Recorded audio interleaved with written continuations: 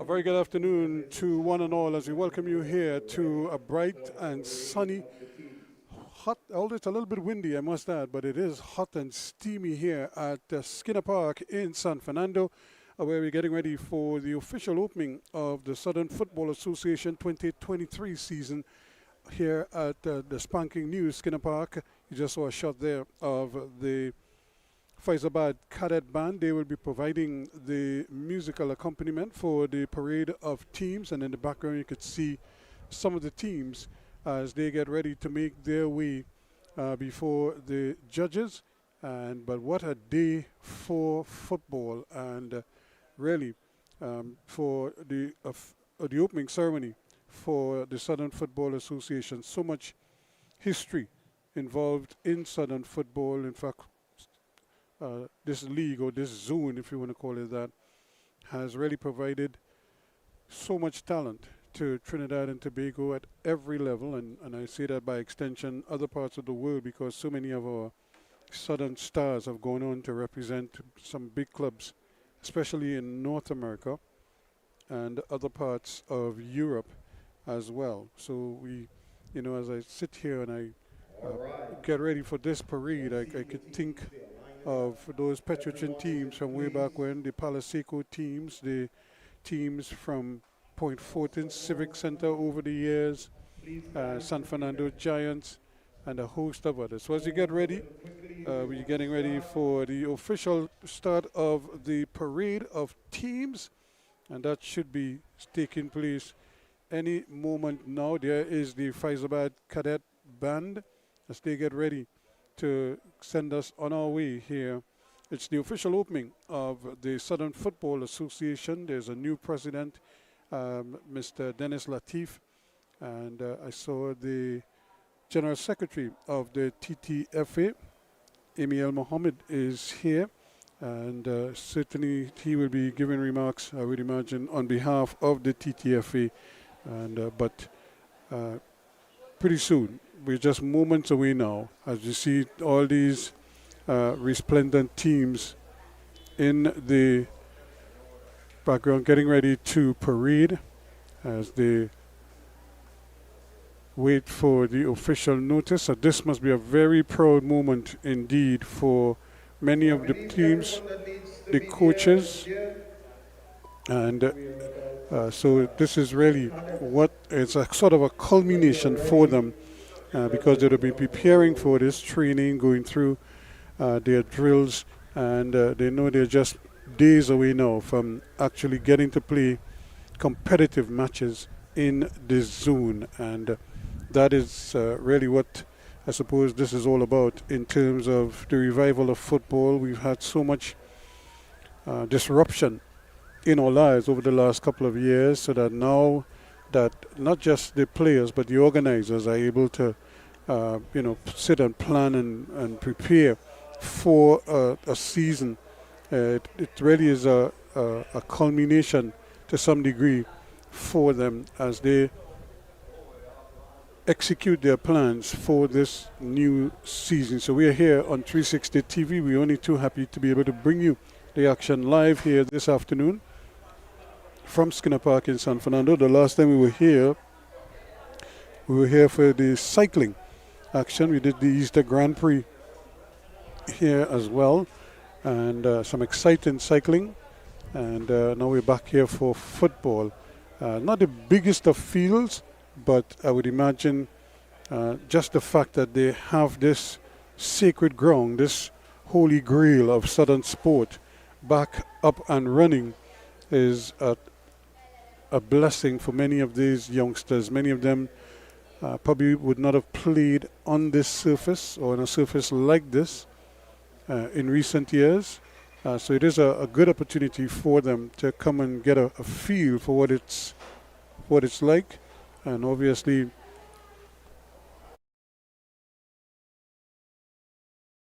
and how it's going to pan out for them. So many of these youngsters, I suppose, looking forward to this occasion, if only to just to set foot on the ground for today. And remember, we do have two exhibition games coming up a little bit later on, so we will be seeing some action, but I think today it's really about the official opening ceremony for the league, the Southern Football Association, and all their various leagues they would have decided for this year. So the teams are lined up there. I think the officials are standing by, so they will be judging the officials. We see the Referees Association. Some of the referees are making their way over. And of course, without the referees, the football is not going to happen. Certainly not going to happen in the manner that to most people's satisfaction. So it's important that the referees are included, and so they would know that they are ready to go. So let's take you the Faizabad Cadet Band are standing by.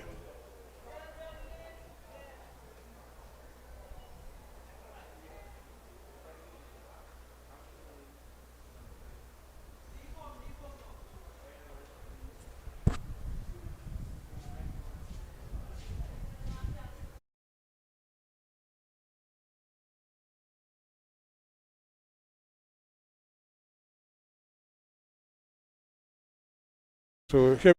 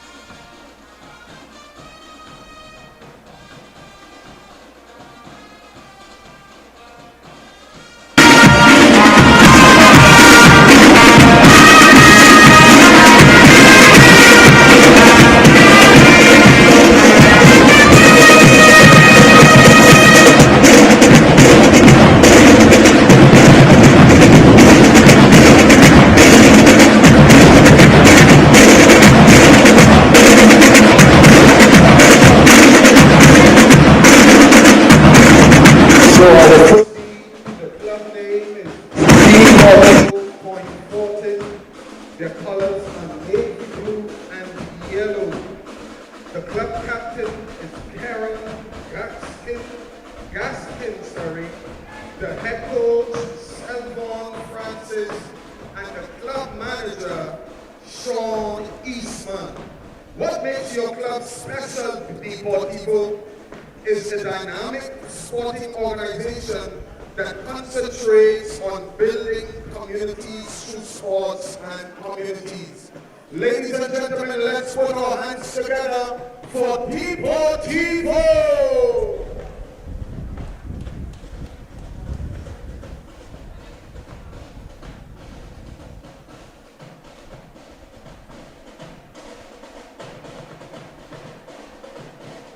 In this evening's parade of teams, the lineup we have, number 9, United, as we have just seen, Deportivo, Point Fortin, Dream Team, Erin FC, Field of Dreams, IPG Sporting Academy, Lionheart FC, Moscow Football Academy, Merkins Youth Club, Moruga FC, Moruga Table and Samba Youths, Newcomers FC, Penal is Love Youth Movement, Pitchman FC, Point Fortin Civic Center, San Fernando Sports Academy, and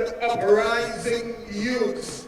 Ladies and gentlemen, this is the lineup of the teams for this evening parade. If your team happened to be in this parade, I want you to take a second and make some noise for them. The They look lovely in their wonderful colors.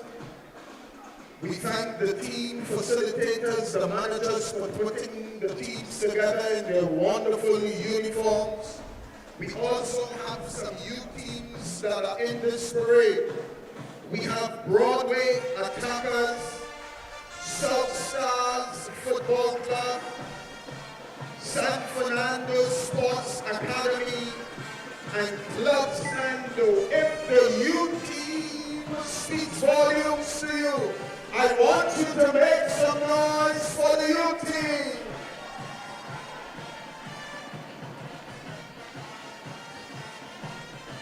Number 9, United, their team colors are royal blue and yellow. Their team captain is Shea Forbes, coach Kern Francis, and their queen on parade this evening is Kwanzaa Smith.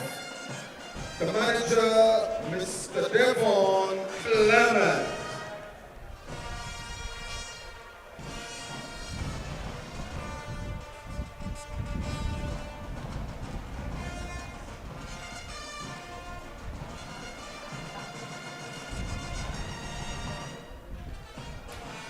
The Dream Team FC, their colors are black and white accents, and with the club logo on the left chest area, this sporting the Southern Football Association crest on the right sleeve, completed with purple shorts and black socks.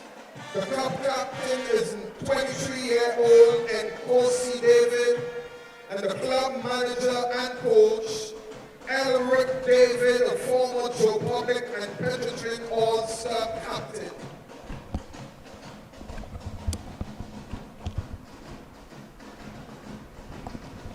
The IBG Sporting Academy is a youth-driven sport mentorship academic program which helps youth foster a better life. IBG is also affiliated to Boys and Girls of America.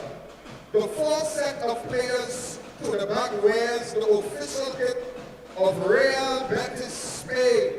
IBG Academy in 2022 signed a 3-year contract with Betis Spain for development program.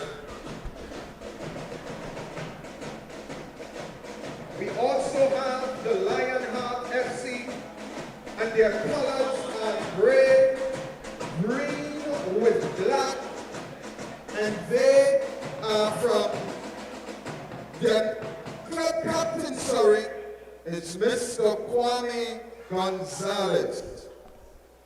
At this time, ladies and gentlemen, we ask you to please stand.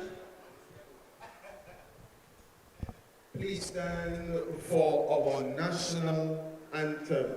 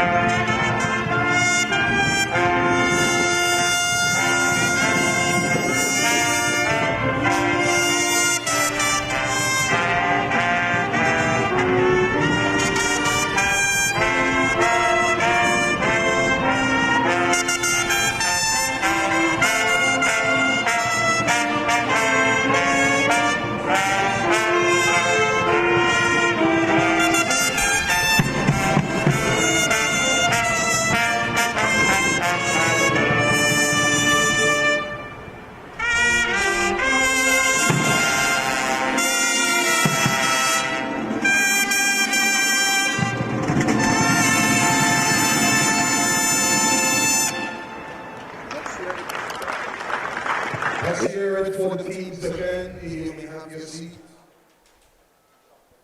At this time, we want to open in prayer. we want to call on the person assigned to open us in prayer this evening. Could you please come to the mic and let's open in prayer.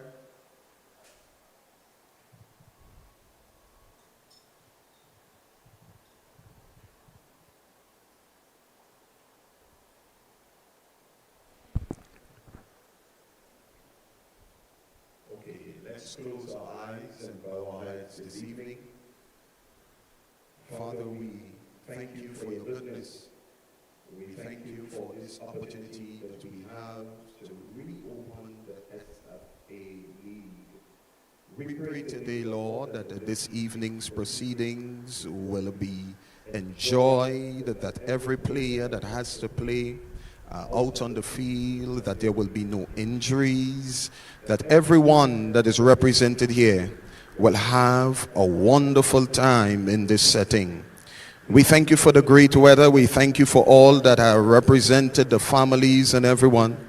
And may you bless this evening proceedings. In Jesus' name, amen. At this time, we would like to have the players' oath.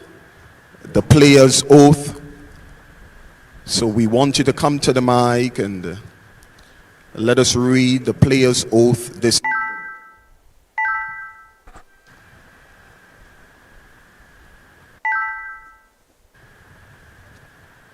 Great. On behalf of all the footballers in the Southern Football Association, I hereby pledge to all games, to the best of my ability, to abide by all the rules that govern this competition, to respect myself, my teammates, members of all other competing teams, game officials, organizers of these competitions, and you, the spectators, so to as promote fair play and good quality football in South Trinidad.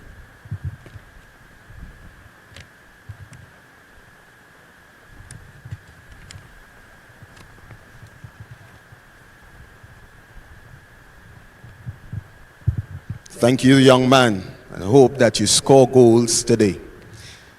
All right, we're going to have a walk around this evening. We have some officials here, and we are going to walk around and check the teams. So we ask that those are responsible for getting this walk around, you can please come at this time and visit the teams. We have from the TTFA Normalization Committee, Mr. Robert Haddad. We also have with us the member of the Normalization Committee, Mr. Nigel Romano. And we are going to ask that they come at this time and have a walk around. Let's put our hands together for them this evening as they go and visit the teams.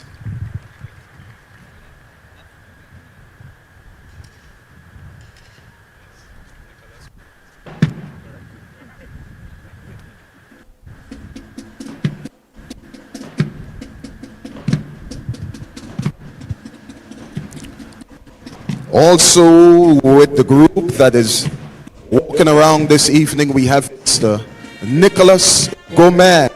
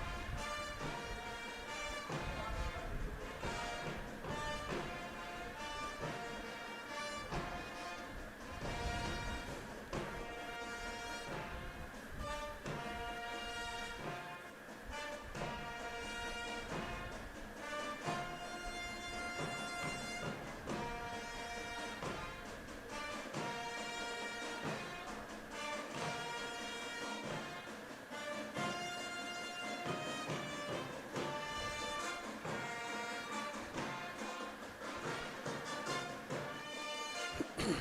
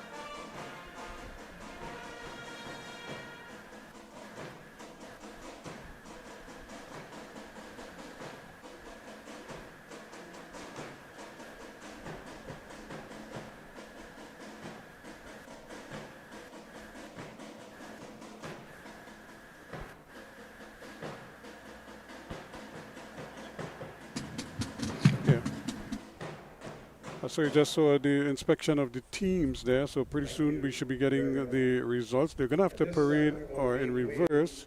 But we'll also have some greetings coming your way. So let's take you back to the Master Control as we get ready for the Master of Ceremonies, that is, as we get ready for the for Dennis Latif, who is the president of the Southern Football Association, as he gives his welcoming address here this evening.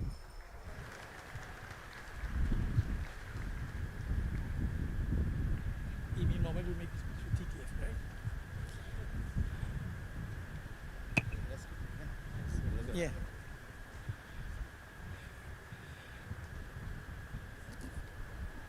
All protocols observed. Good afternoon, ladies and gentlemen.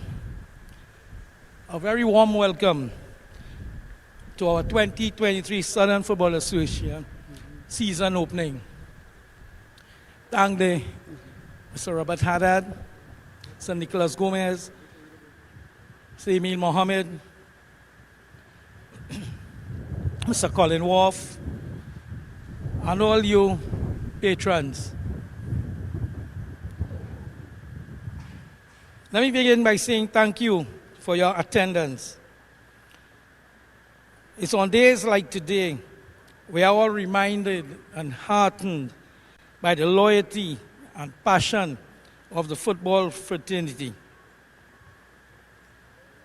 On behalf of the Board of Management, players, coaches, and staff of the SFA, thank you to everyone here this evening for your continued support. It really means a lot. You know, when I decided to go for election, the president of the SFA, I got so many negative responses. Dennis boy, you want that headache? You know what you're getting into? Well, you know, after speaking and getting to know all these teams, players, coaches, and you, the public that wants to see football, I know I did the right thing. I have listened to the frustrations of same people, players, coaches, managers, administrators, and I fully understand your plight. As I get to know everyone in the football fraternity, I make my own personal deductions of each and every one. I know, I see who is for the betterment of the game and for the players and who isn't. The SFA is a body of the National Trinidad and Tobago Football Association. One of 5. The SFA, like the other bodies, are the ones to implement the course of what is set out by our national association.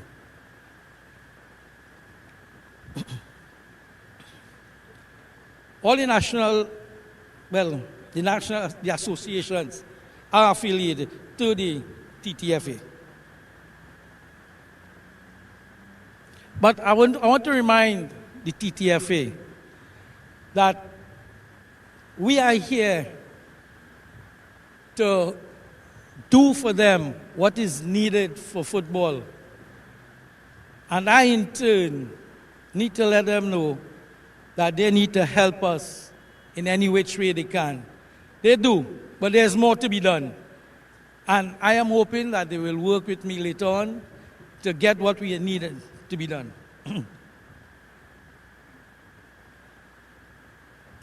So many are saying that football is at an all-time low. But really and truly, what I have seen is just the management of football needs to be tweaked.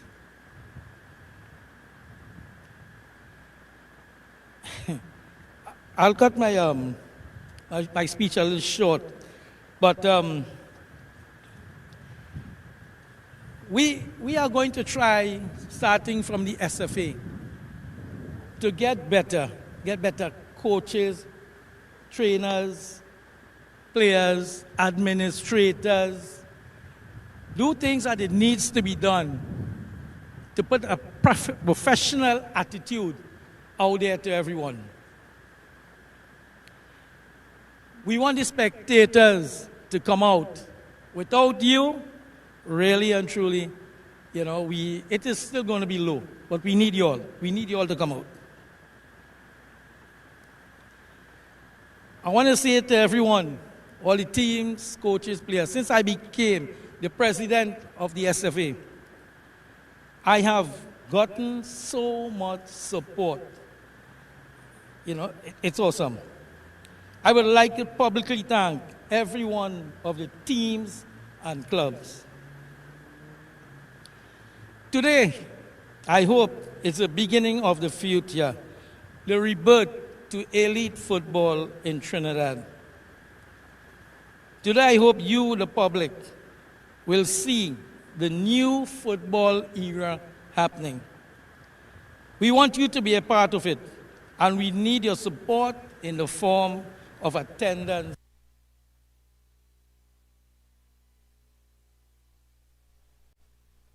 And the corporate will see the difference and they too are key players in the game. We need them on board. They need to realize with our society falling apart in some places, they need to understand that they need to help us get it back. They need to help our youths get out of the streets and into the playing fields and into improving themselves for further advancement in life. So, to everyone, again, I thank you very much. All of the teams, the color is splendid out there. We've got a nice evening, and I do hope you all enjoy the rest of the activities. Thank you. Ladies and gentlemen, the president of the SFA, Mr. Raymond Latif. At this time, we would have some greetings from the TTFA, and this will be done by the General Secretary of the TTFA, Mr. Amil Mohammed. Let's put our hands together for him as he comes and greet us.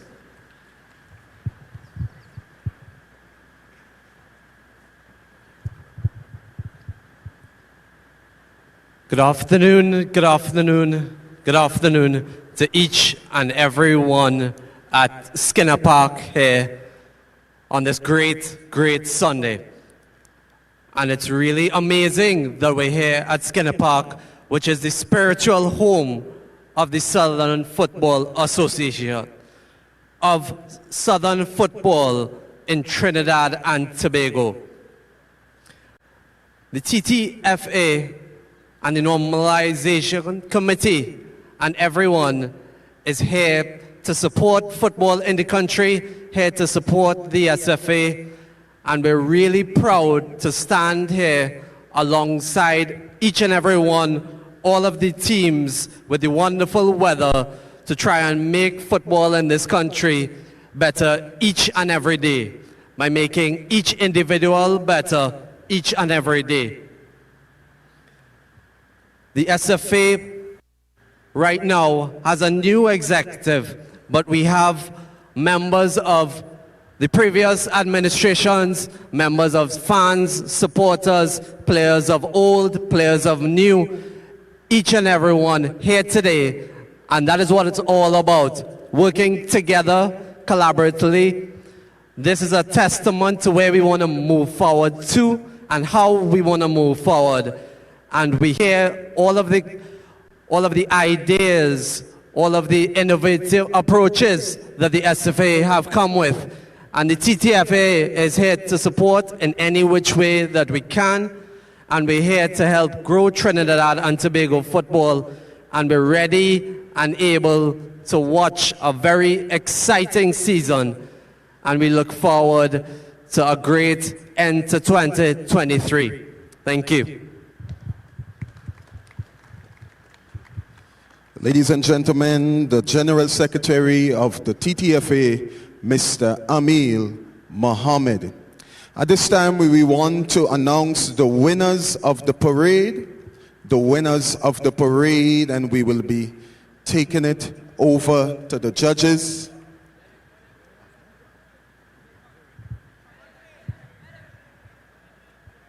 We need some assistance on the ground, please.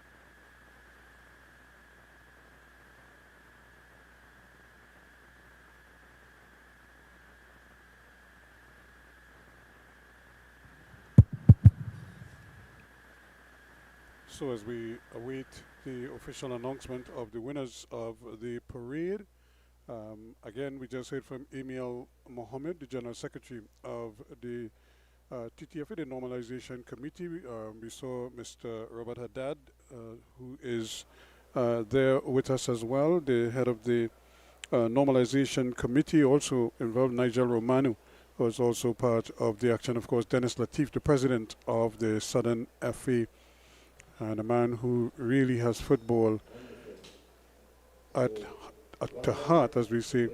And we certainly look forward to great things coming out of the Southern FA. So again, it's nice and hot and it is humid, and you really feel for the players who are out there.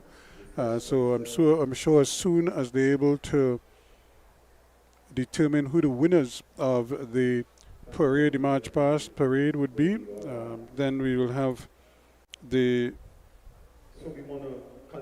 closing remarks by the PRO of the FFA, and then the parade will disperse as we try to get the youngsters out of the heat.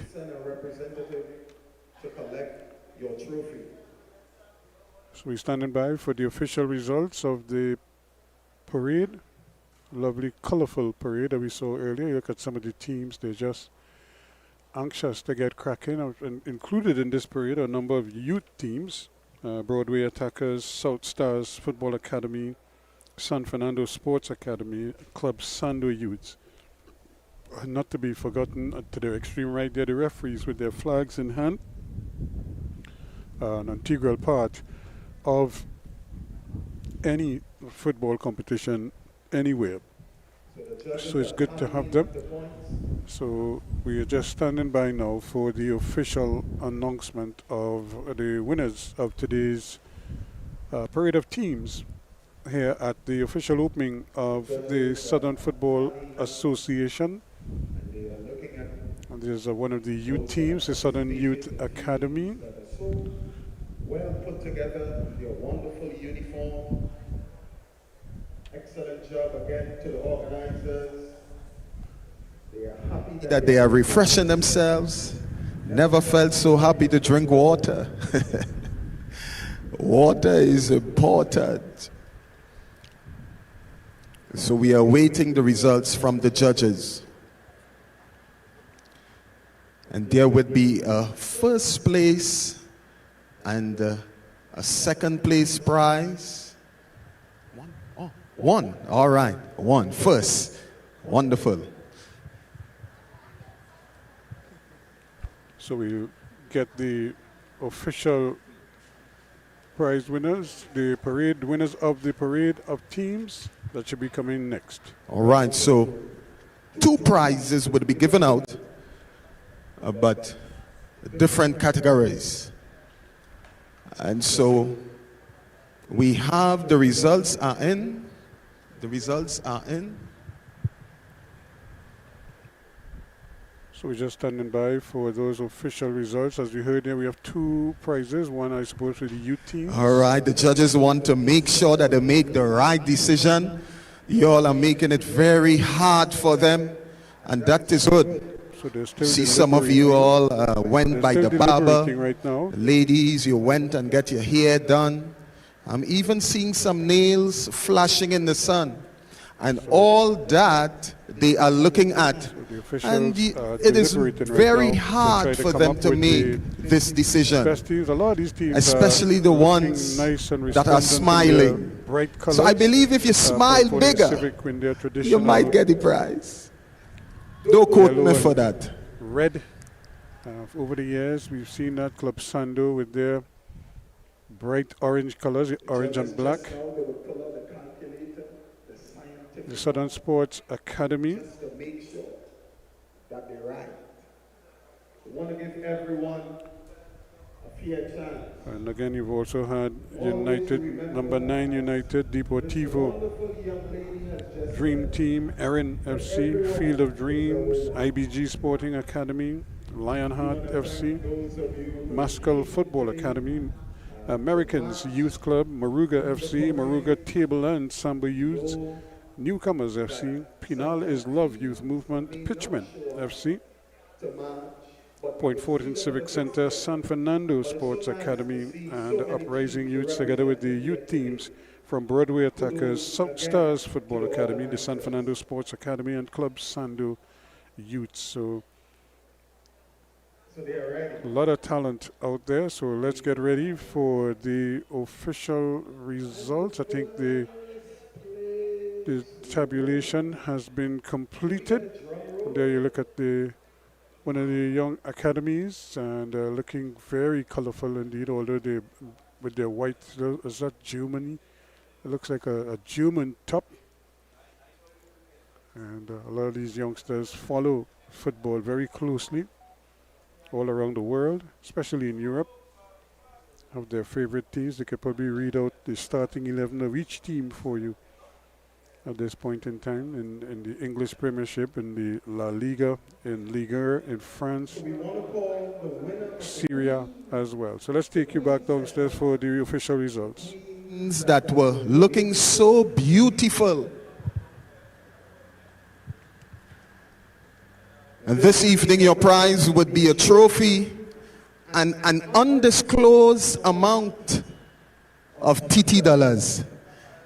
Ladies and gentlemen, put your hands together for the winner of the Queen segment today in the March Pass, Moruga Tableland. Let's make some noise for her as she comes and collect her prize.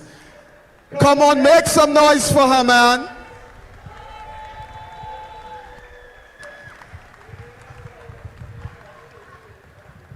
And we have today Mr. Colin Wolf presenting her with her prize.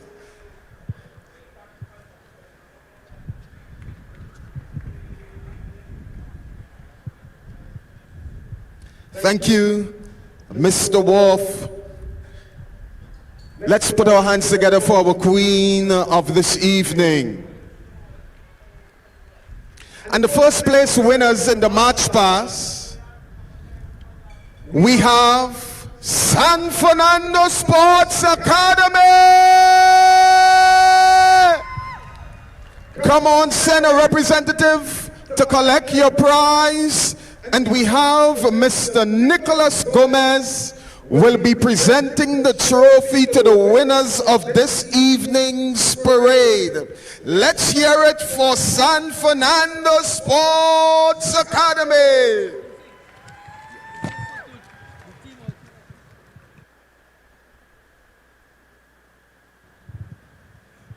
So the team, I was told that the team got 3K and the queen got 15K. Do the calculation. 1,500, sorry. Yeah, all of that seen Jordan and think that, yeah. 1.5K, all right? Let's hear it again for those that were in the parade. Put your hands together for all the teams that are represented here this evening. And at this time, we want to disperse the parade. So cadets, get ready as they come off the field into the cool.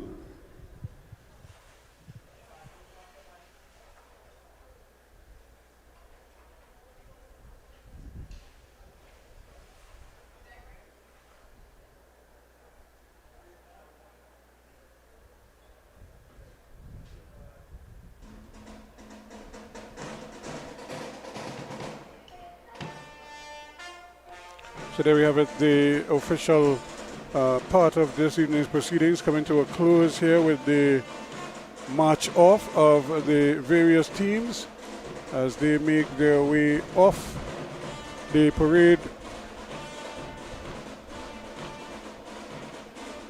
quarters, so to speak, and they're just marching off here now in looking very bright and resplendent indeed. All the various teams, again, Number 9 United, Deportivo, Dream Team, RNFC, Field of Dreams, IBG Sports Academy, Lionheart FC, Mascal Football Academy, Americans Youth Club, Moruga FC, Moruga Tableland Samba Youths, Newcomers FC, Pinales Love Youth Movement, Pitchman FC, Point Fortin Civic Center, San Fernando Sports Academy, Uprising Youths, and of course some of the other youth teams, Broadway Attackers, South Stars Football Academy, the San Fernando Sports Academy,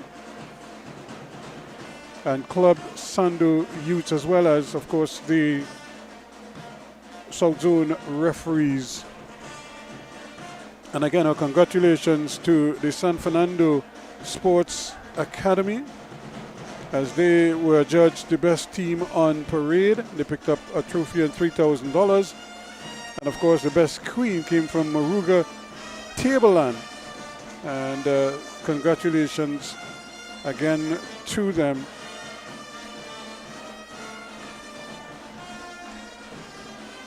So it's the Moruga Tableland Samba Youths. So congrats to them. They had the best queen, and she looked very nice with her little backpack and her cutout leggings, one leg. So again, our congratulations to all of the teams.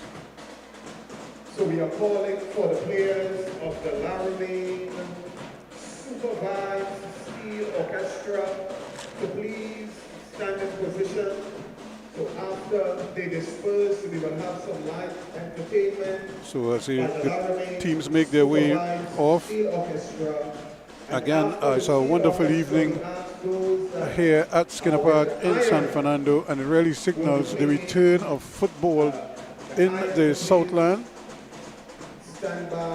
So again, our congratulations to them, and of course the last team to march off will be the San Fernando Sports Academy in their white and red outfit. They have a lot of youngsters, and then of course the more senior boys are to the back, but the youngsters to the front.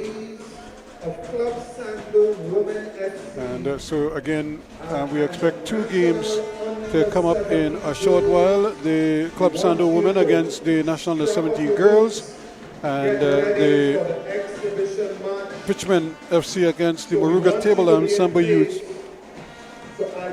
coming up in a short. So a great opportunity, and here goes the champion team, the winners of today's parade. And these youngsters, no doubt, very, very excited. They're off to a winning start in the South FA.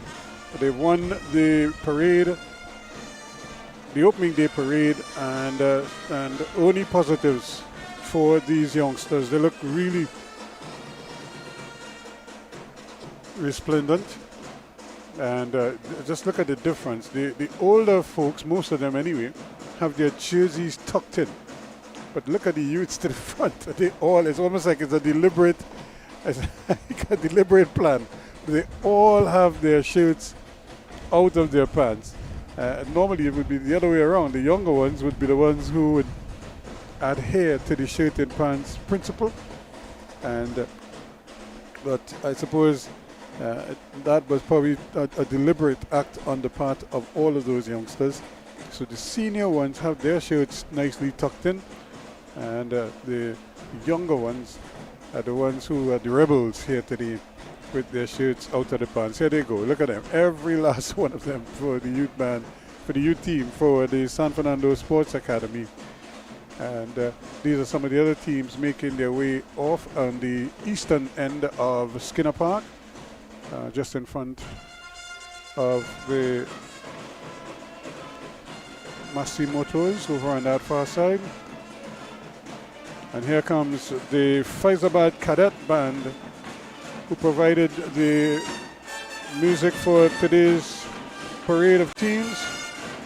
Our thanks and congratulations to them.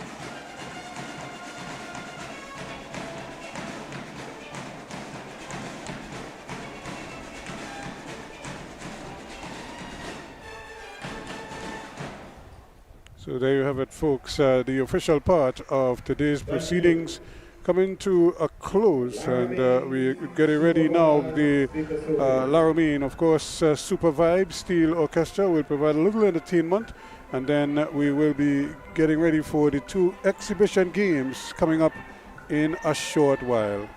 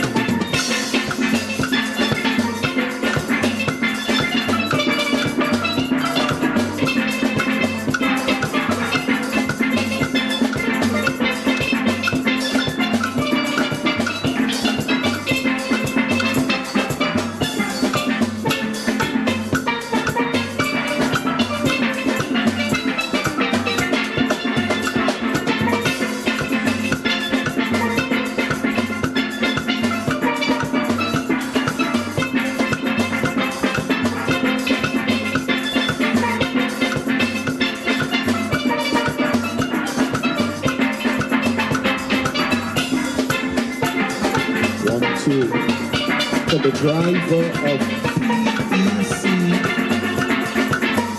613. PEC 613, please attend to your vehicle immediately. It's a black Swift. PEC 613, please attend to your vehicle immediately.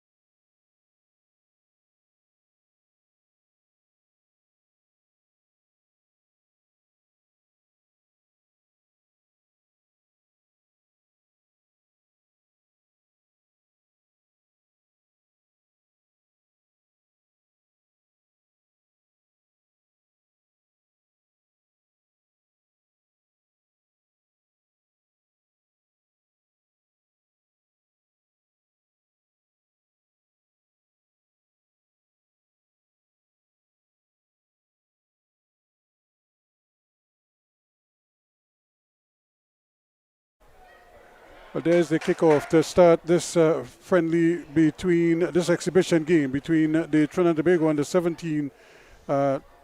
Basically, it's a training unit, and Club Sando ladies here as the official start to the SFA is up and running, so to speak.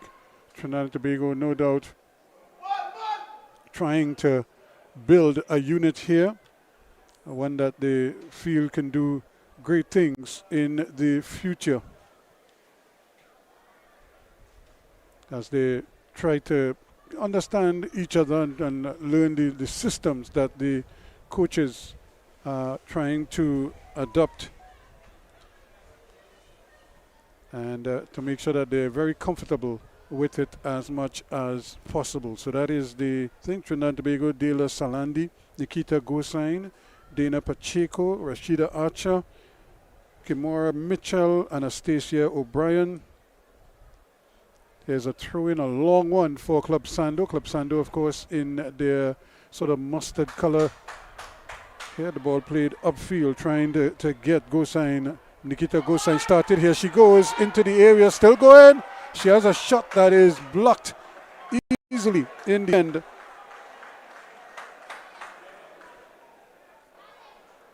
And the spectators, no doubt, excited to see football back up and running again, especially in the South Zone, or the Southern FA as it's affectionately known.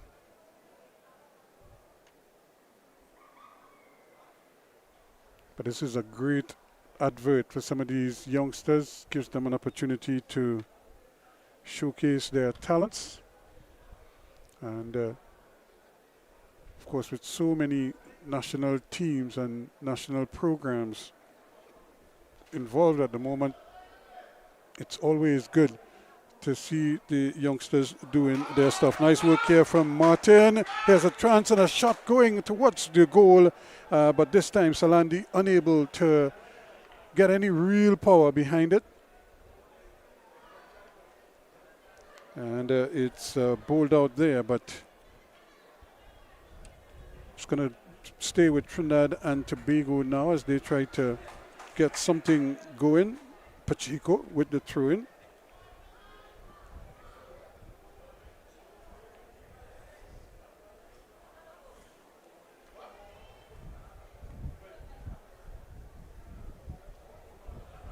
So again, good skill showing here in the middle of the park from Sandy for Club Sando. But here they go again. Gosain plays it for just a little too strong, and nothing doing there for Danielia Salandi, trying to get to the end of it, not able to. Good pressure by the young ladies in red. They're battling hard, and here they go again into the area, trying to get there, but good anticipation once again, coming over and making the interception.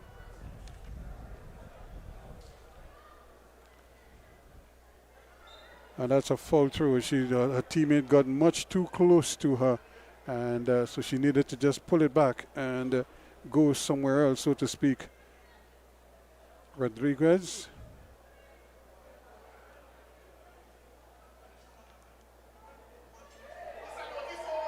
And still going, very solid.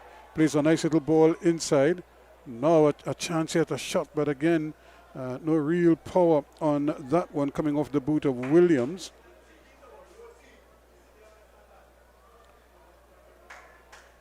Excellent work again, trying to get it up there quickly to Williams. Kelly Williams over on that far side, trying her best. Abishai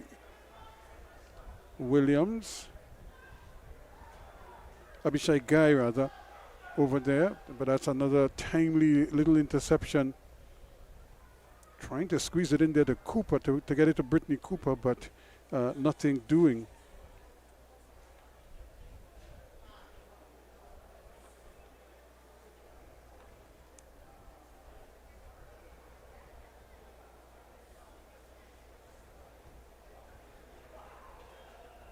So great opportunity, great occasion for some of these youngsters. They get to make an appearance to try to address the selectors for Trinidad Archer. In the middle of the park. Again, the throw-in is a little bit strong, and she has to be mindful of that, because those can easily be called back.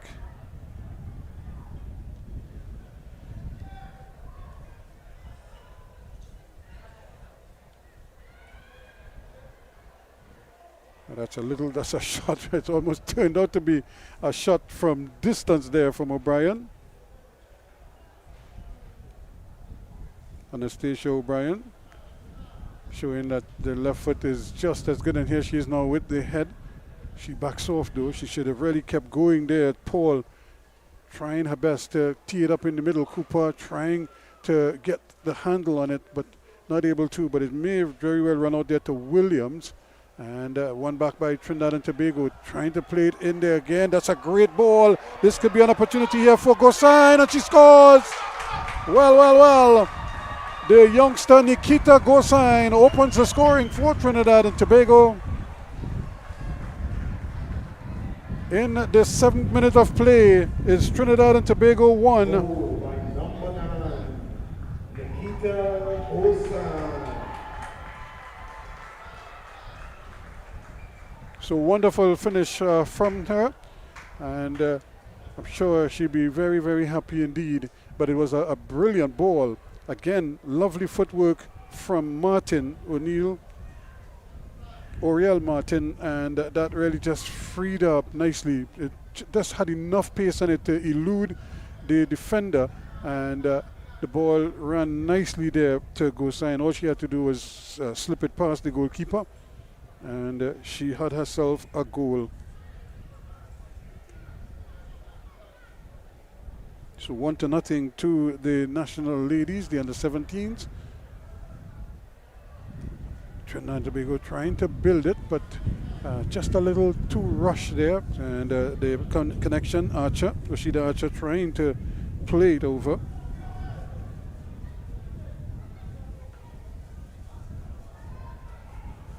Now they have to try to defend a little bit more, and good football action now. They're trying to keep possession, just a little too tight. That's a good timely interception there, and a free kick.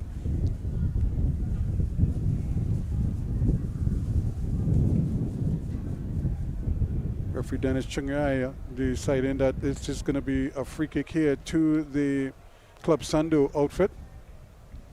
A number of footballing people, male and females, watching on at the action here, and they will see Jerica Thomas with this free kick going towards goal, and it's saved nicely, and an immediate ball out, just a little too strong. Cooper read it well, and then she had to commit the foul in the end. Here's the free kick, but look at the goalkeeper, got her body behind it and snubbed it out of the air. Much to the delight of the fans.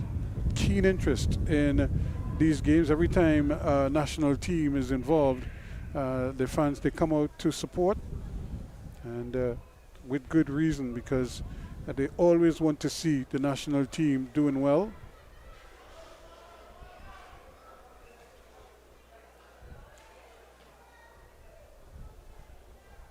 Back it goes all the way back to Thomas. Thomas decides she's going to go over to Nikki. And a good football by Shrika Paul, just buying some time and some space here.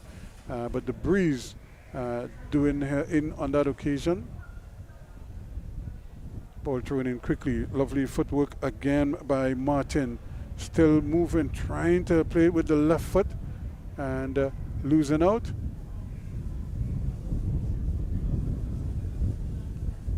And the Trinidad and Tobago players quick to the ball as they try to really just shut down the attacks from the Club Sando outfit, trying to keep them at bay for as long as possible.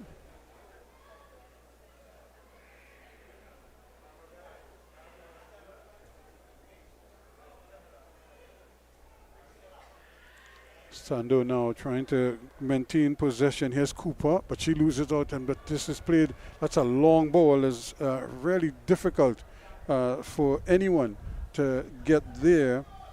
And again, trying her best there, Salandi. But not able to do so. Again, they're trying to feed Salandi. She will going to catch up with this one though. And she had more than enough time. She didn't need to play it first time. She could easily have taken a touch. In fact, she could have taken a touch in towards goal before picking her head up and then making the pass or taking the shot when she's much closer to the goal at this time. So again, the fans looking on intently, parents and brothers and sisters of the players out there in the middle, some on the national team, some with the Club Sando outfit. So a lot of interest all around. Ball back in the middle again. Good anticipation there, but they lose possession. And now Trinidad and Tobago has to recover quickly, and that's good football. Archer doing well over. She's operating on both sides. Sometimes she's more or less on the left-hand side, Archer. And here's as an opportunity though, but again, it's coming out here now to Salandi, but she can't get the handle on it.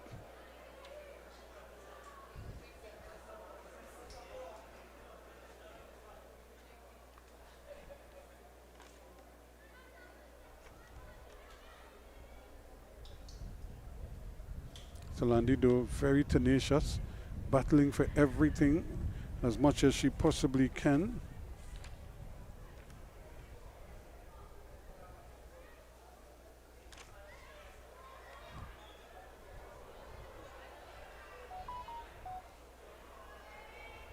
So again, it's something that they're going to have to work on, but I think they understand where the issue is.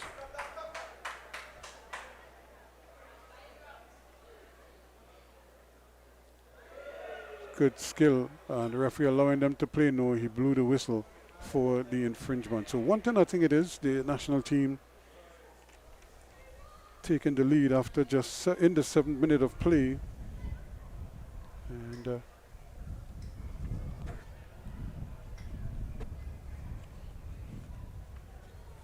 another opportunity for a chance to get the ball into the area. She had a shot and goal that was plucked out of the air a short while ago. Let's see if Thomas can repeat it.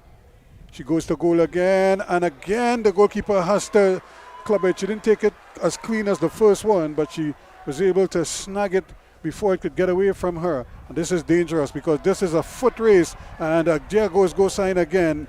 Just managing to get there just in time. And the defender did well eventually, but Trinidad and Tobago still with possession. Martin still there battling away, trying her best to win the ball back for Trinidad and Tobago.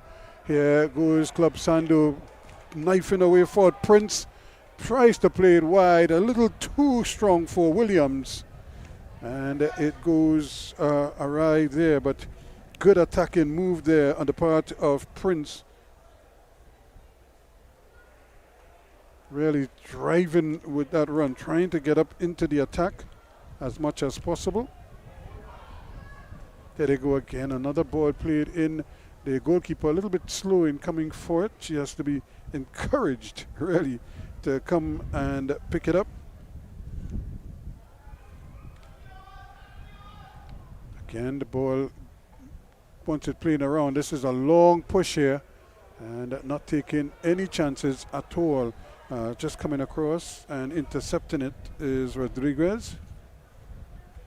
They played out. So you see a lot of the referees watching on. I mean, because they're in the refereeing fraternity, they'll be looking at specific things, not just the game, but they're also looking at the movement of their colleagues on the sides and the referee, because there are rules that govern how they operate on a football field. And so this is a nice little timeout. It's very hot indeed. So after just approaching 15 minutes of play, it's still 1-0, and the players have a break.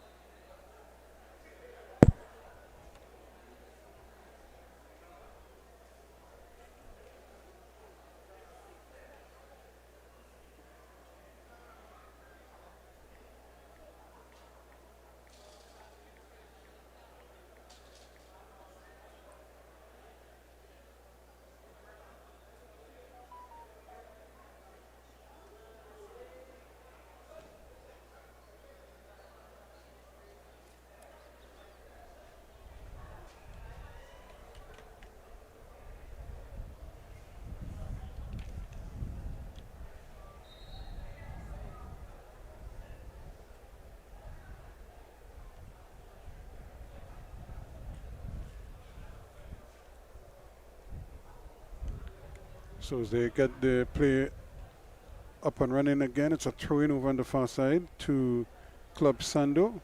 They're trailing by 1-0 in this game so far.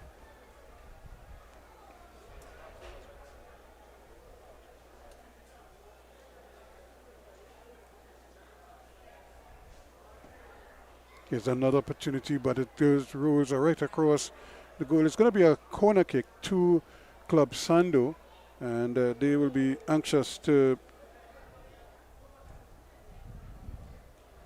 take this one and line it up. This Moreno.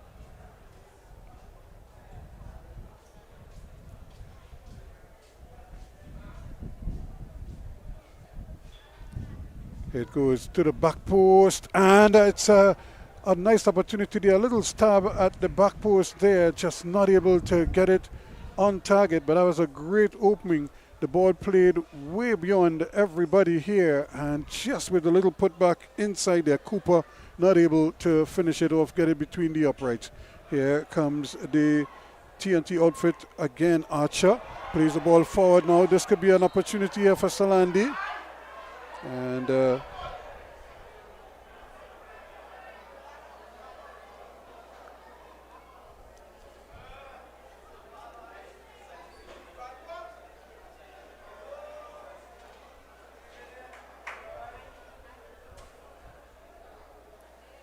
so a good opening again, a good movement by the Trinidad and Tobago team. This could be dangerous for them if they try to play it out to the back. Thomas loses out again, picked up quickly by Archer. She's trying to get it out there, but it's intercepted. Now an opportunity for TNT. Can they turn with it? No, it's intercepted, and here they go. Prince, she goes running forward again. Strong, drive and run. Thinking about a shot, she does hit it, and it just bounces wide. So again, not afraid to pull the trigger, and showing good intent here. Unfortunately, just off the mark once more. Here's O'Brien trying to bring it out now for Trinidad and Tobago as they turn and twist in midfield with it. Ball one back door, and Club Sando just gradually coming more into the game. Williams trying to keep it in. Very acrobatic attempt at doing so, but not able to keep possession of it. Again, you see all the officials, and really football back in South, it's a passion with so many people just behind us. You could come here at any time, day or night, and you'll find a sweat going on. I don't know for this kind of weather, though. It's pretty hot. And but it's so good. And there's Mr. Worf and others. Of course, this is Latif, the president of the SFA. A very proud moment for him. This is his first major outing since taking over as president, and to usher in a new season. Solandi does well. Pacheco trying to get it there. Back inside it goes. Trinidad and Tobago trying to connect quickly, but that's good work by Thomas. She picks it up. Moreno now has possession. They keep it. Prince turning again. Thomas playing it. It's very tight in there, and as we expected, it was only a matter of time before the ball would change hands. But that's a good ball trying to change this side. However, it's picked up there in the middle. Sandy gets it out on this near side there where Moreno, she gets possession again. And O'Brien knees it away. Anyway, it will do. Here's Prince trying to play it over to Cooper. But Cooper may lose out there. Williams getting in the way. And a nice cross in, a nice early cross. But here comes Prince again. Turning, looking for some kind of movement, not finding any. Gets it to Thomas. Back it goes to actually, this is Cooper turning now. Cooper trying to play the ball in. The referee was in the way there. So I think we heard about the 12th man, but we didn't expect the referee to be the 12th man. And some of the players from the clubs, they're looking nice and resplendent in their uniforms. And you could always think of those moments when you're getting ready to start a new season. Cooper plays it wide, trying to get it out there for Williams. Williams in a real battle over on that far side there with Mitchell. Back it comes to Cooper. Cooper a little bit tight, and that is a late challenge there.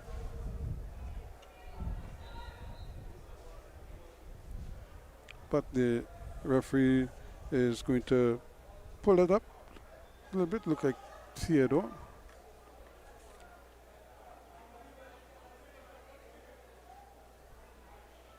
And down goes Martins. They can't afford to lose her.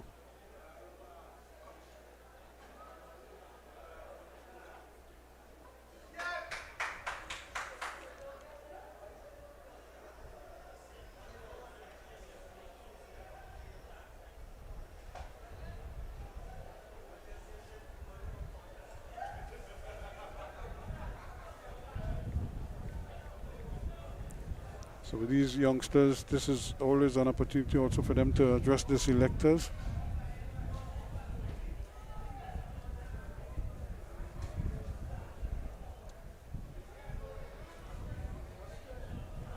Remember, they're being assessed.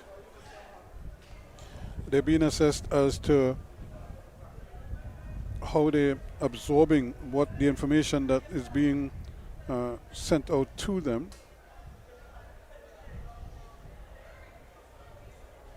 So it's not an easy scenario for them.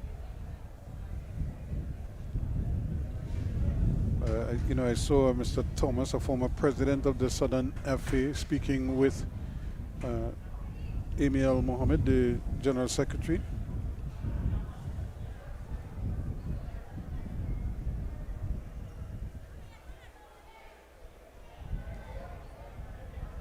Here they go again, but a little too strong. In fact, very strong indeed.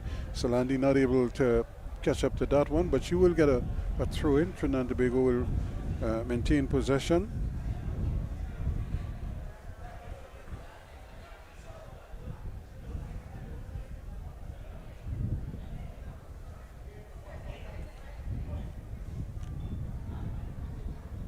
Here's another opportunity. Can they get the shot off? Opportunity to play it wide. They get it outside. And here's Solandi now trying to turn, but she is robbed of it by Thomas, but illegally, says the referee's assistant, who was waving away. So it's going to be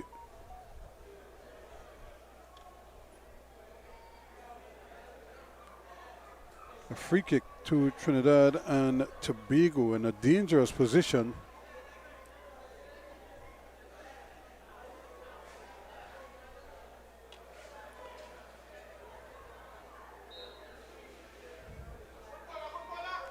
There's a ball across, but it's too strong for everyone.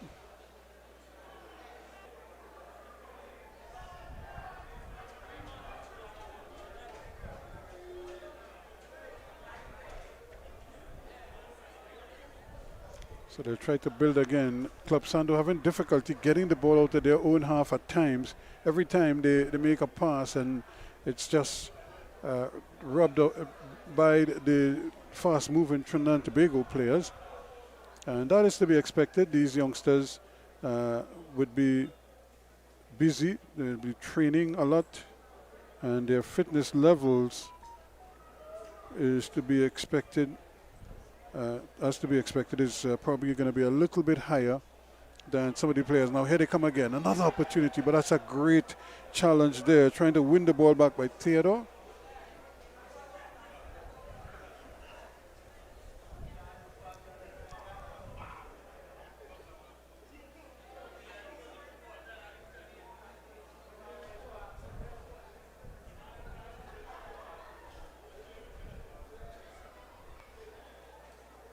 So they have another free kick, which I think they will want to utilize, make better use of. Again, it's a little too strong, well over the head of Rodriguez. But look at how quickly they try to close down that space as much as possible. O'Brien found herself a little bit out of position, so she just wanted to wait. Thomas stayed down though. And actually it's not Thomas. It looks as if it is Moreno who has stayed down after that challenge.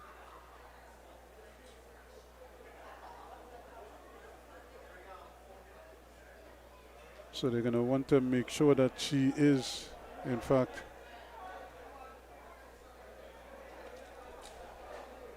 A-OK, and that she is allowed to continue.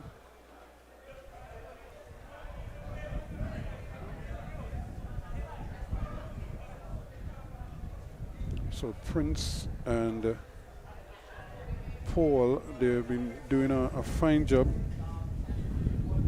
in midfield. Of course, Kayla Prince with that big shot earlier. Some of the young folks who are getting into administration, helping out the officials and getting their feet wet, so to speak.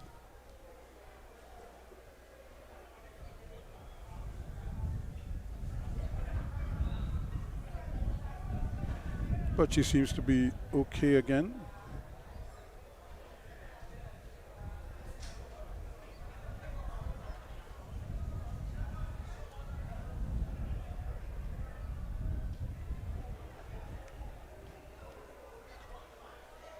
So here we go with the restart, and that's another throw-in that she has to be very mindful of. There's a little flick, but the control by Gosain, not just a little too strong. Still going and still battling. Now can she get the cross? And that's a lovely hook back. It falls there to Salandi. First time shot and it scores.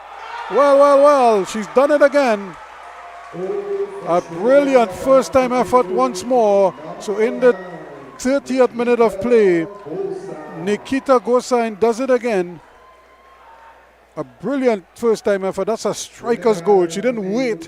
It took a deflection and it went in. It came off the body of Sandy, but it was all Gosain.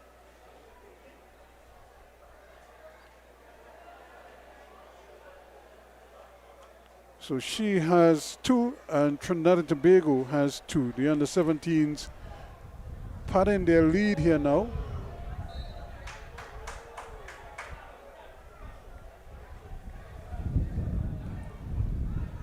And that really is what you call a poacher's goal, because she didn't wait. She just allowed the ball to come to her, and she just sort of ran onto it as she saw it and belted it forward quickly towards goal. It took a deflection, but that's what, you know, you have to create your own chances sometimes, and she did exactly that.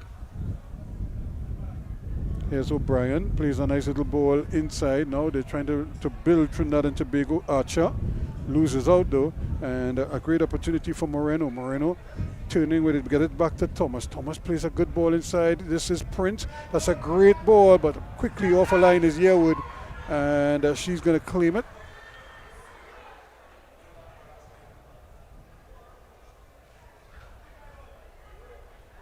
That's good work by Thomas, but she's being harassed by Gosain, and Gosain is a real handful for the defenders. They're having a real hard time just keeping her off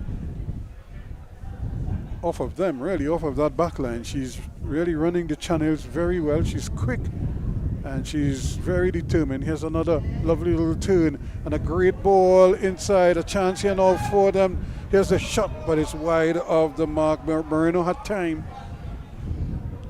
and she could have easily held on to it because Paul had gone into an advanced position, really anticipating the cross.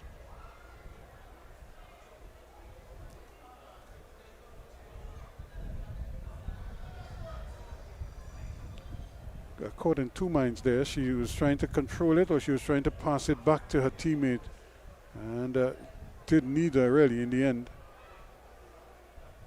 Thomas, back it comes as they try to build from the back here now, and that is dangerous right there at the edge of the area. Ball played up, and coming in, trying to get there, and she's trying to really put the cap on, hit the hand, but the referee says it's a free kick, no red card. And it was just outside the area as well, so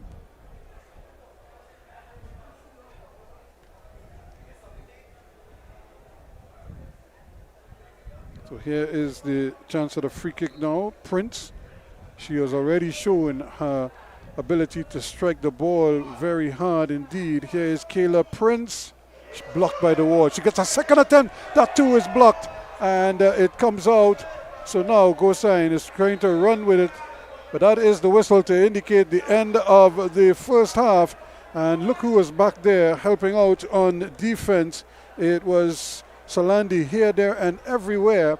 And on that occasion, she took one for the team here because she got hit in the wall. She went down, and then helping out at the back there, trying to make sure that the ball never went in, was Rodriguez to keep it out. So that is the end of the first half.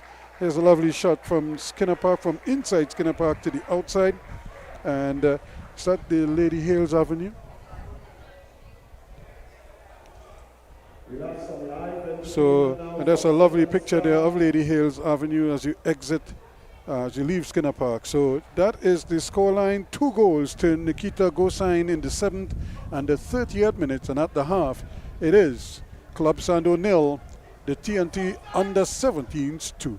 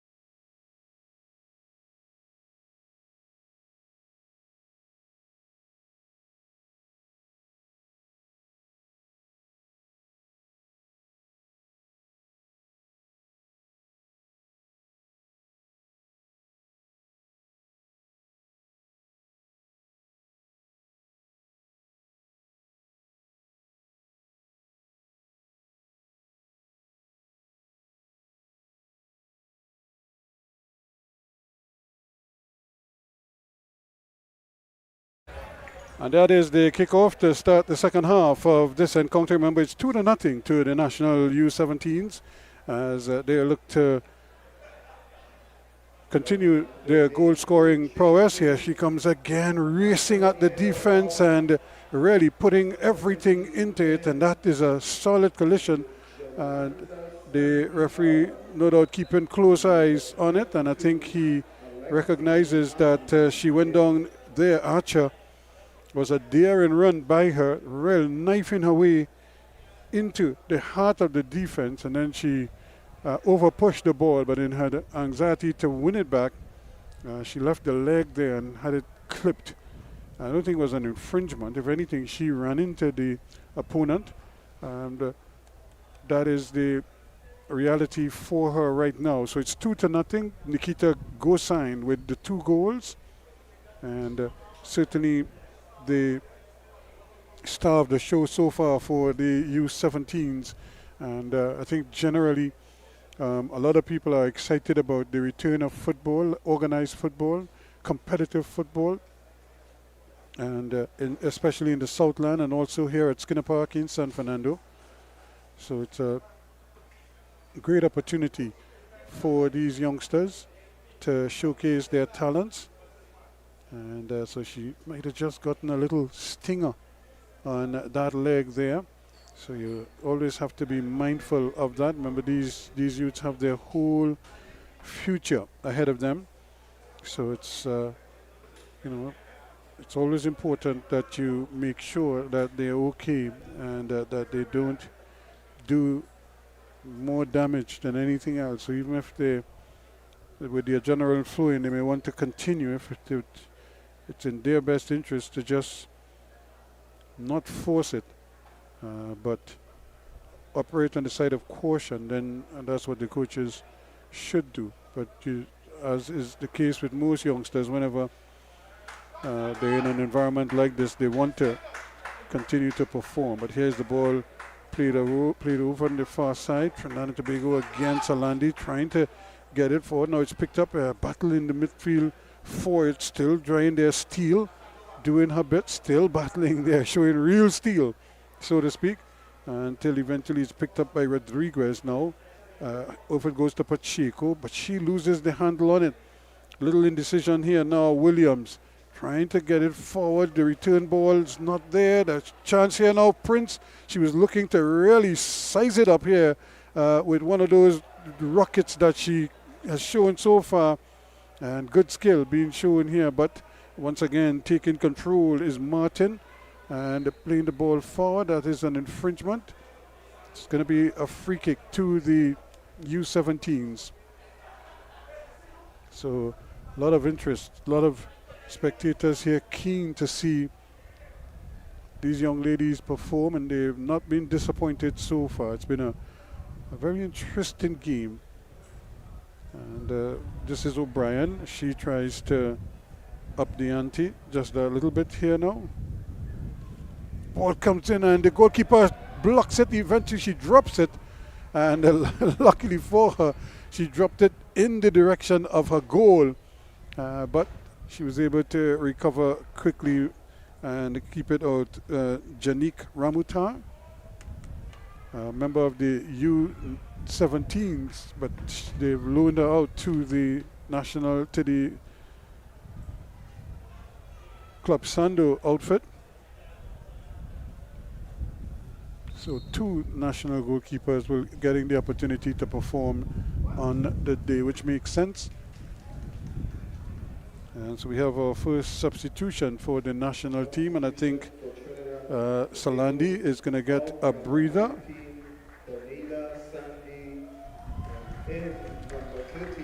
Ayong, Calypso Ayong.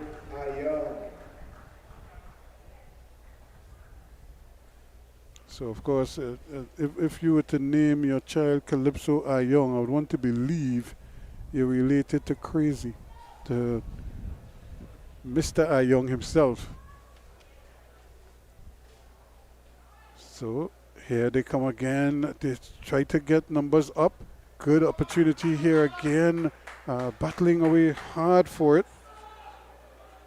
Tamika Palmer is out there as well. for Club Sando.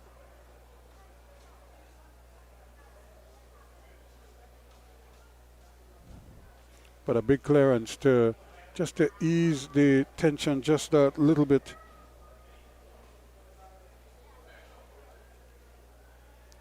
Stephanie Beam is on. The big number 10 at the back with the headband. She was the one who made that big clearance a short while ago. Came on at the half.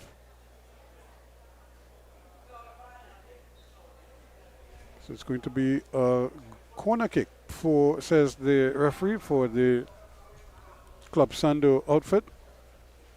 O'Brien could easily have allowed it to go, but she was trying to make sure that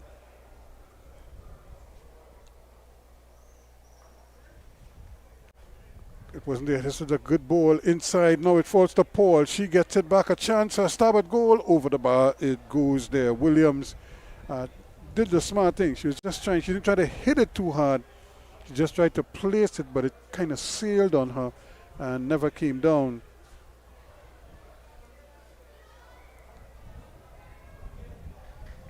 Looking for some movement. Ball played inside. And this is not where you want to be dwelling on the ball too much. But she's able to come out of it. Here's Mitchell now. Tries to play it upfield, but it's intercepted. And a chance here now. Paul slips it in nicely, looking for the return ball. And not gonna Williams. Loses out there, but she unfairly, Martin, again pulled up for the infringement. So we have another opportunity here for a free kick. Lining it up, it looks like Guy. She would love to get this one on target. We saw in the first half, Thomas got a couple going towards goal. Only to be saved by the goalkeeper. That's not a bad effort, but it's again, it just sails on them now. Here is one of the intriguing things, Mr. Caesar, who's been working with secondary schools football and even really all sorts of football, but more so with development of football, even with the referees and all. He's been doing an amazing job over the years. Still at it as well, helping out wherever possible. Here's a ball a little too strong, but Wood is going to track it down to keep it in play. So still 2-0. Just about 37 minutes gone in this game. These are just 1 hour games, by the way, half an hour halves. Now it's a chance here. Williams, she goes down that right hand side, but that's a good tackle there, and she won it back, but the referee says it's going to be a free kick to the U17s. Williams was ready to run away with it, but she was pulled back, and an infringement, as it was Mitchell who was skipping over the challenge. She did get clipped, and but the referee's assistant had already raised the flag.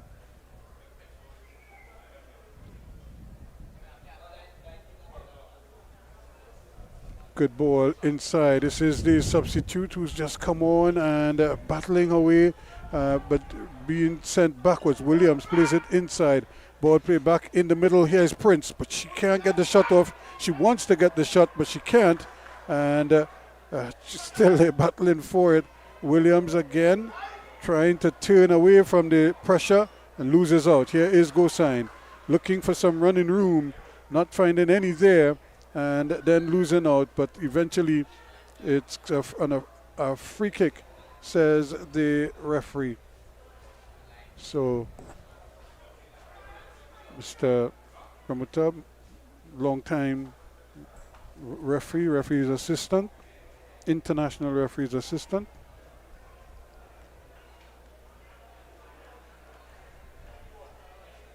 Also helps out with umpiring as well, match commissioner.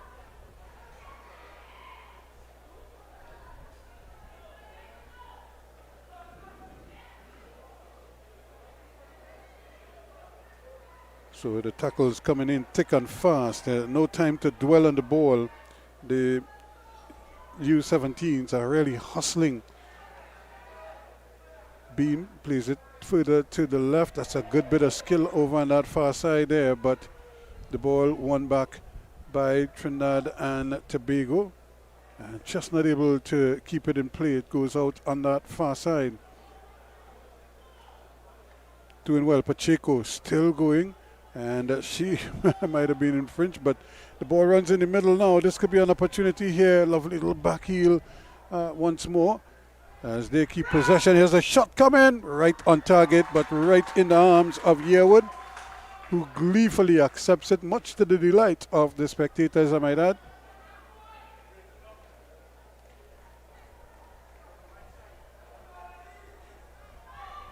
O'Brien with the header.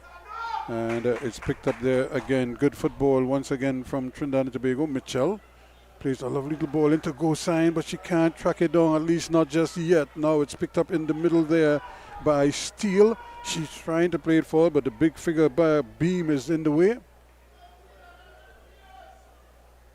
It's a nice little ball played in again. Opportunity to play this one forward, but again, Yearwood anticipates well. Very busy indeed. And trying to really get the ball out of her defensive third as quickly as possible. So it's gone out to another throw into Trinidad and Tobago. So it's still 2-0. Both goals scored by the speedy Gosine, wearing the number 9 right in your picture there. Chance now for them to try to build it a little bit. Martin gets it back inside there to Williams. Williams loses out though, but she's still fighting for it. Wins it back. Martin again, but she too is being harassed. And I think Paul wasn't too happy that her locks got pulled there. And I think the referee will probably have to keep his eye on that, but he didn't blow the whistle, so I don't think he actually saw the infringement. And now Paul is not happy at all that she got her locks pulled and she didn't get the call. So she's sort of bent on dishing out punishment right now. But I think she has to recognize it is a friendly game, and even though she's in there, there's another shot that just hits the bar, the stanchion, the back stanchion, and goes over. But it was always going over. But again, another brilliant shot from distance and from almost out of nothing. She pulled the trigger and almost had it come down under the bar. On this occasion, it went over the bar. So still the 2-0 advantage here to the ladies in red as they come screaming forward again. Here's another shot, blocked this time, and now Beam has it. She too gets it upfield quickly. Trinidad and Tobago with numbers up, trying their best to bring it forward, and this time Paul wins it. It's played out on that far side, but again just a little bit careless, the ball just running away, and it goes out for a throw-in.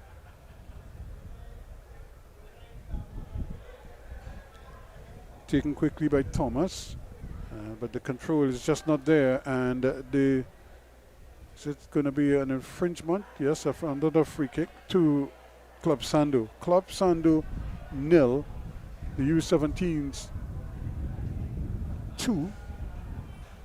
Club Sando in their yellow and black strips looking to pull one back here and cut that deficit.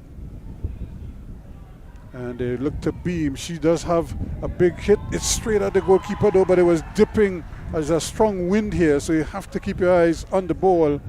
And as she bowls that one out, again the wind really taking it, and it just sort of hung up in the air there, so she has to be mindful of that. Opportunity here to run at the defense, but again running into trouble.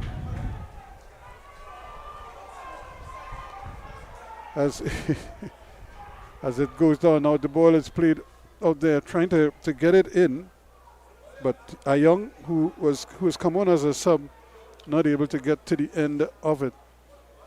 Strong breeze just took my little notes and went flying. Away, here she goes again, goes sign into the area, fires away off to the side of the netting. But she took a good pong there, and here she goes, turns and quickly starts to dribble away through and then drills it. And she ran into the back of beam, and it went behind, but not too far from the target. So an opportunity here again for them to take a look, get some refreshment. So it's still 2-0. No goals so far in the second half. Both goals scored in the first half. It was 2-0 at the half, and that's where we are at this water break in the second half.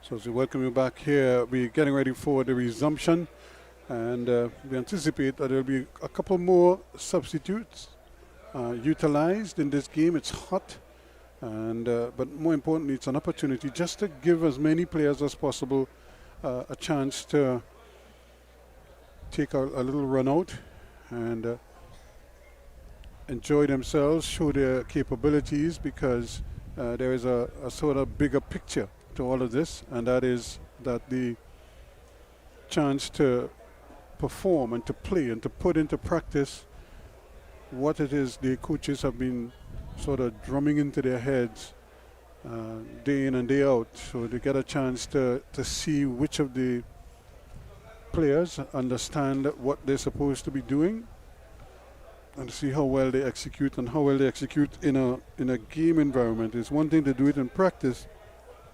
It's another thing to have it done in a match environment. So it's just a question now of them seeing which players do what. Here we go. As Beam with this big kick upfield. That's a strong kick over the half line it goes. And it's an opportunity now for them to try to win it in the middle of the park. Here they go. Good skill again. And turning, twisting, looking for some movement here. Not much finding it. Prince turns around, turns backwards, actually, and turns into some problems. Guy gives it up. Thomas. She's trying to run with it, but she too runs into Ayong, and Ayong goes down. But however, she's back on her feet now. She may get a chance here to run at the defense. She goes in towards goal. She's being held back, and she slaps it against the post. Well. She hit it against the upright. The goalkeeper was right there, but certainly here's Ayong. Just past one, goes past Beam. Beam actually pulled her, and on another day that could have been pulled back for an infringement, but she still kept going. The advantage was played, and she crushed a shot against the upright. And a chance for a corner kick. She will bring it herself, Ayong, the substitute. Plays it inside, but only yellow shirts there, or rather orange shirts. Here's another one played up behind the backs of everybody, and they win possession. but she has nobody to play to in an up position, so she gives it up to Prince. Prince has to go left side with it. Has a chance. Moreno plays it across, but it's going to be one back in the middle of the park. And eventually Thomas again gets it upfield. But coming through the crowd there, and Archer manages to get a touch and takes it off the field for a throw-in.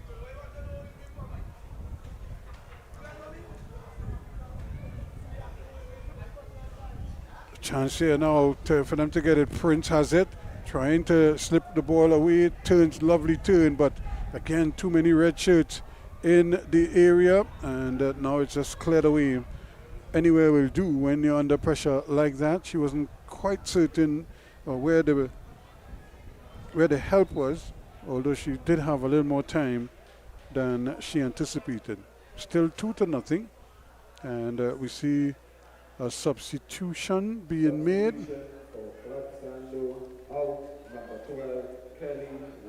So Williams is out. So Shiana Ramuta gets a chance here now to show her capability. She's a small person. She's very petite, short in height. I mean, the Trinidad and Tobago girls are not tall, and she's short compared to them. She's making some of the others around her feel like Victor Wembanyama right now. In fact, it could be said that he had a dinner with some NBA noted, and he even dwarfed them. He has a ball played forward much too straight. And David Robinson looked like he was about 6 feet tall when he stood up next to Victor, the new sensation in the NBA.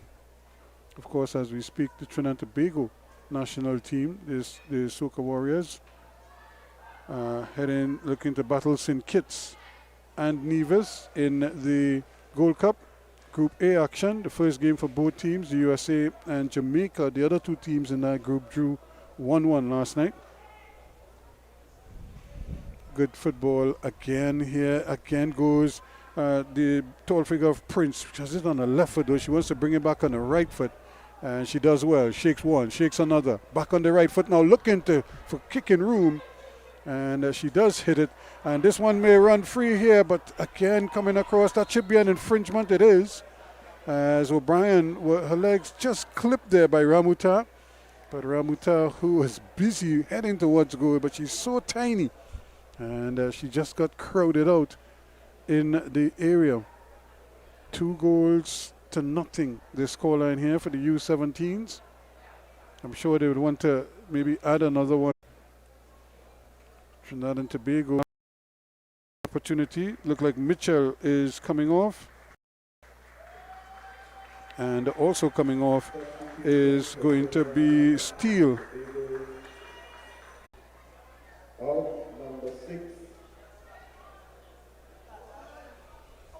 So again, good football action.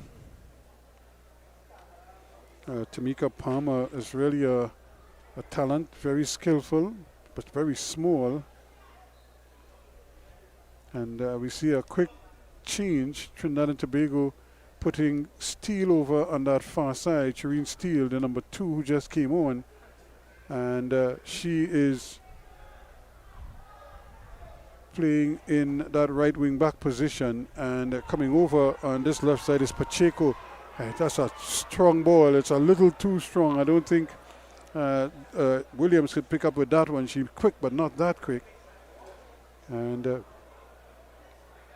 runs off the field. So 54 minutes gone. We have just about 6 or so minutes left in regulation time.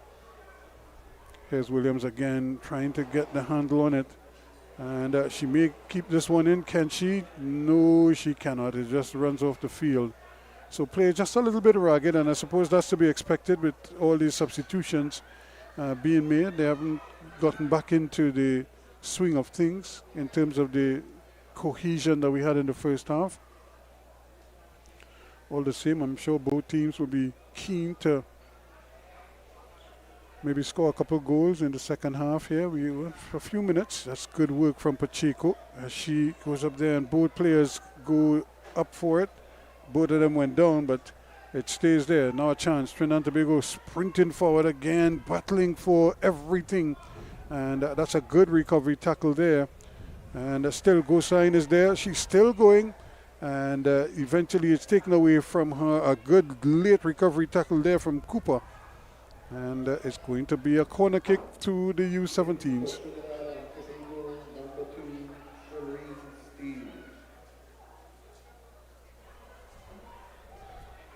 Yes, a shot again, but it goes wide. So the angle just not there. And again, the wind is so strong, especially coming across. It's like a, how do you go? It's like a northeasterly breeze that is blowing across. It's going down and across. That's kind of like how it is. We don't have any like flags or anything to help us out, but you could feel the breeze coming across the ground. And I think cyclists always complain about that. Whenever they reach there, that wind is so strong that you have to almost kind of check yourself. That's another strong effort upfield. Here now is Theodore. She picks it up, or Palmer rather, Tamika Palmer, turning, trying to run with it, but it's played away. Go Sign though, cannot get the handle on that one. And there is a clearance. I'm not sure she knew much about where that ball was actually going to go, Brian. She put her foot up there, it hit the foot, and it went out. So luckily for her, it was actually taken over the line for a goal kick. Taken quickly here now is O'Brien, plays it up nicely. That's a good ball, picked up in the middle of the park again by Martin. Martin looking to play it over for a Young. Doesn't get to her, and it's just bouncing around in the field. A Guy turning with it, coming back for Palmer, picks it up, gets it back inside. She gives it away though. Here's an opportunity for Williams, and it's won back nicely there again by Cooper. Cooper is playing it forward, and Trinidad and Tobago building all the time, trying to keep possession. And Guy again plays a lovely little ball forward. O'Brien tries to get it up there. Pacheco, and it's taken over the line. It stays with Trinidad and Tobago. 2-0. Williams flicks it inside, but she doesn't go for the return ball. In fact, she wasn't anticipating a return ball, and it runs away from them. Can Club Sando pull one back in now? They're showing signs. This young lady looks like she means business. She goes for the return ball, but she again is crowded out.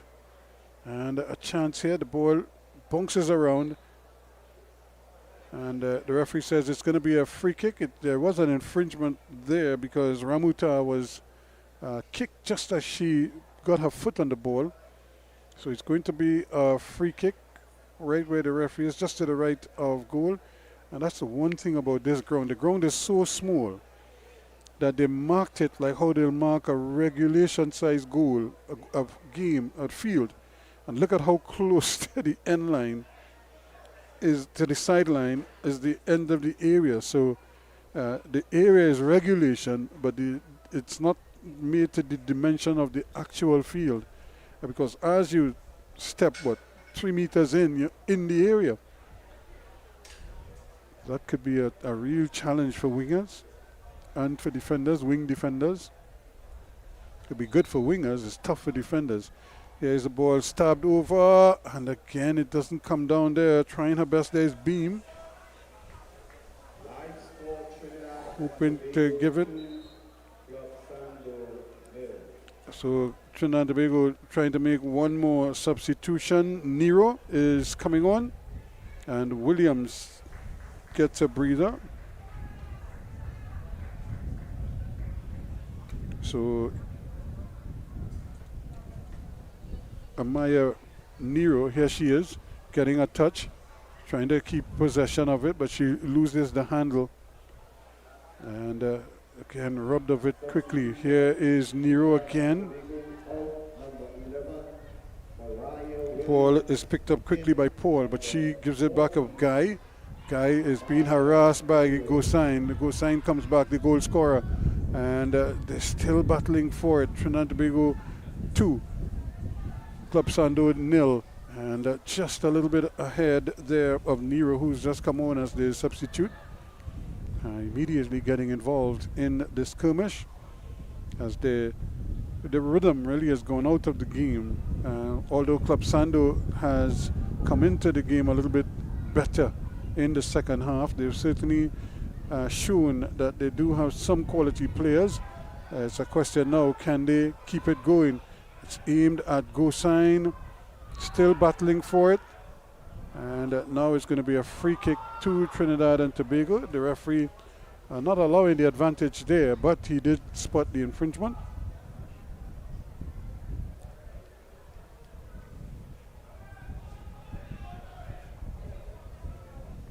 So it's going the way of TNT, just about, well, 60 minutes up. So we're added on time here right now.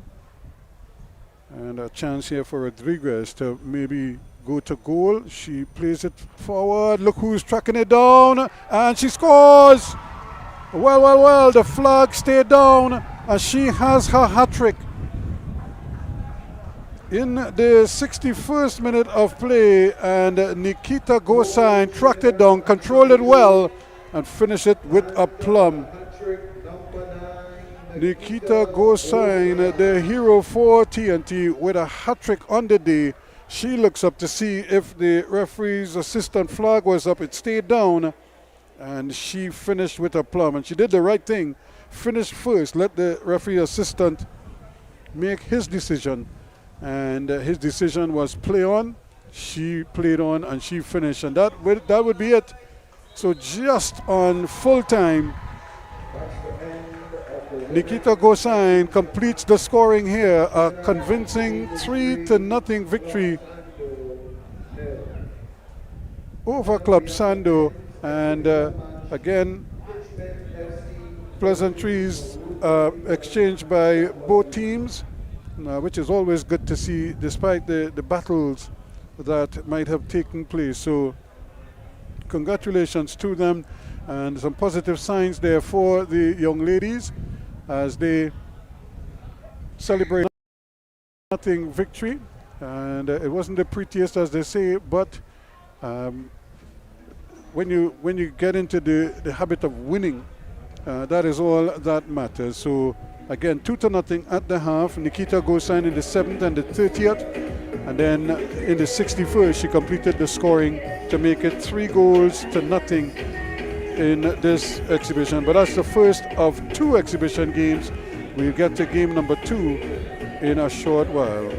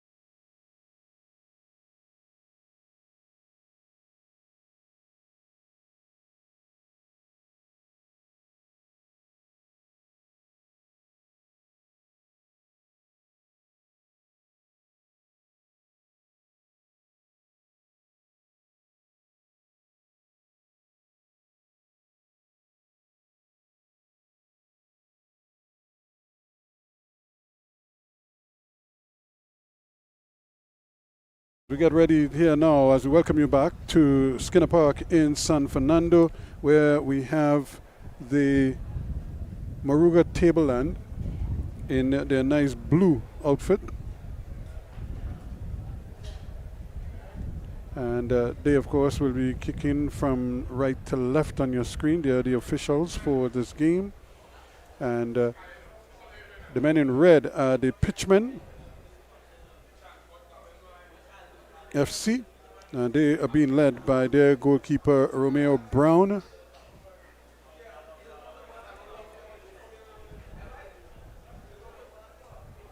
So this should be an interesting battle. Here are the Moruga Tableland outfit. And I think it was their queen that won the best queen on display. So they already started on a winning note. And they're getting ready for their official photo. Real keepsake for these young men and their families. I think we always tend to forget that it's not just the one person involved. Most times it's an entire family that is out there. Darren Moore in goal for the Moruga Tableland Samba Youths.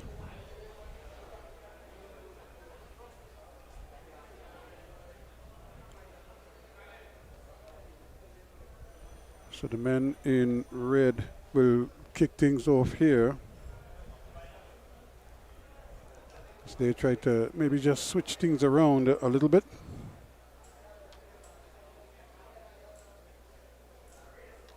Hoping to maybe spring a few surprises of their own, so to speak. But here goes the whistle to kick things off. And try to see if they could organize maybe to settle quickly and try to move things along as fast as they possibly can. A good ball played inside. The goalkeeper is going to have to make the interception. And this is one of the things that they're going to have to get used to. There are several lines on the field. So I think the players are going to have to, on that far side, they're going to have to get used to that as well. It's not the easiest thing, but here's a ball played upfield. This is going to be a big sprint to get there. And like I said, quite often Barkley was trying to track that one down.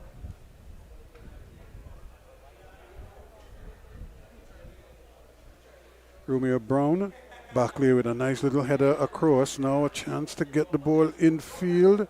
And it's done. So good, bright, positive start this for the Moruga Tableland outfit. Philip with the throw in. Still trying to cue it up here and still going. Philip battling away there but then losing out and taking his time there. Andrews.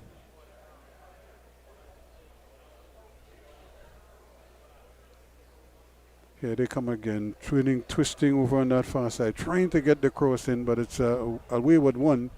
And he had good numbers up as well. Rodney was in there.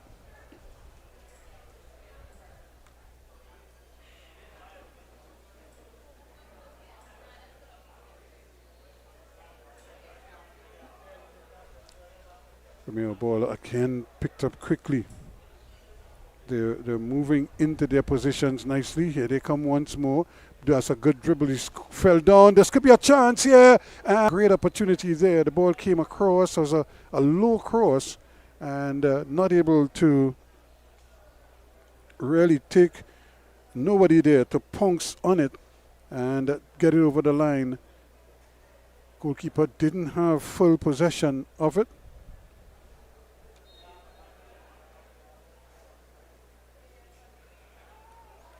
So no goals yet, and I'm sure both teams will be pushing to try to see if they could get that early goal. That is always so important.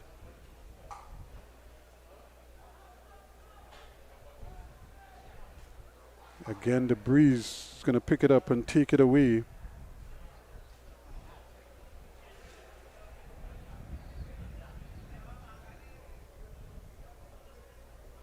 It's something that they're going to have to get used to, because the wind here could be very strong at times, and on a day like today when it's dry as it is, it could be a very difficult scenario for some teams.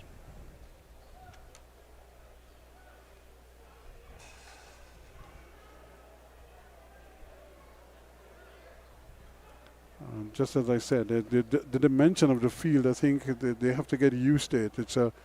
It's not the big field as that we used to. In fact, this reminded me of when I was at university. We used to play on some high school type grounds that were just as tight as this one is. It was very, very close, and the thinking was that most of the American players would love to run, and they didn't like the idea of being spread out too much by the more skillful players. So they invariably would prefer to play on the narrow fields where they were close to the ball at all times, so they could run at 100 miles an hour and try their best to London, trying to turn, but not able to do so. Barclay plays it back. He has a chance to get the ball inside. They may still get it though, and but losing the handle on it and now having to track back, blazing away there. That's blinding speed, quickly getting upfield, but that's his good defensive work. He had to go all the way back to try to get the handle on it, and he did that well enough. Philip, and the ball running away from Barclay. See, he was trying to get it up there. Still no goals in this encounter, at least not just yet.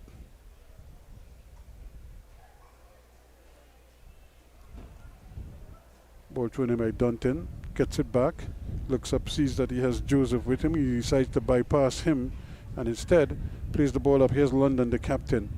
He decides he wanted to go back this time. He has Joseph and he's going to use him, and Joseph plays a good ball. The control though is not the best. It's a fairly hard field, and turning, twisting with it, trying to fashion something. There was Charles. Here's a cross ball, and it's eventually taken away. But a dangerous cross. Again, it's a good early cross. That's Philip, who settled nicely, and he throws the ball in. Another opportunity here is London. He has Philip back with him. Philip plays a stab, a little ball inside Rodney, not able to get past his man, at least caught in possession. Now Joseph tracks it down quickly. And again, the ball, it's an infringement over on that far side.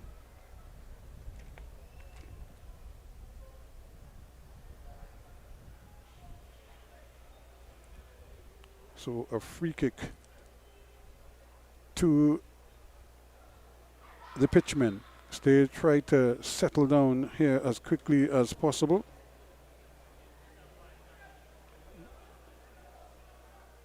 There's a nice little header ball picked up there by Rodney now. He has some running room, but he's being tracked though all the time.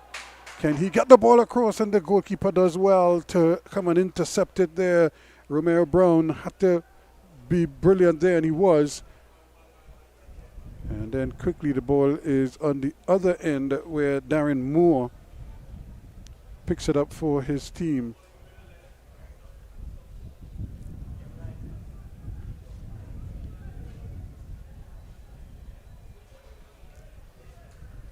Trying to get possession here, but still losing out. Can't seem to get the ball from under his feet. It's a big battle in midfield though at all times. John.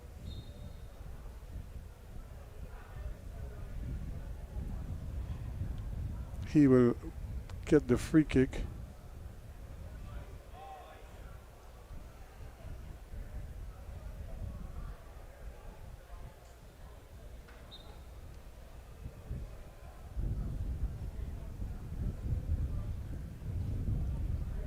This could be an interesting one here. because we know this is a good kicking ground. The ball travels on this ground, but instead of hitting it low and hard, he tries to chip it in. Still dribbling with it, and then caught in possession there. He has to be mindful of that. And it's not always the easiest situation there. Akeem Andrews trying to dribble his way out of traffic. Eventually caught in possession. So a chance for them to maybe launch one into the area. But those tall figures are back there. They're like standing like trees. Tall trees at that. And that's good football again. Waiting for it to come down was France, but he never got it. He might be offside. The ball is played up there, but again, good anticipation from Brown. And he immediately gets it to Cayenne. Cayendo is robbed of it unfairly, says the referee. So a free kick. Just about 9 minutes gone in this contest. No goals yet.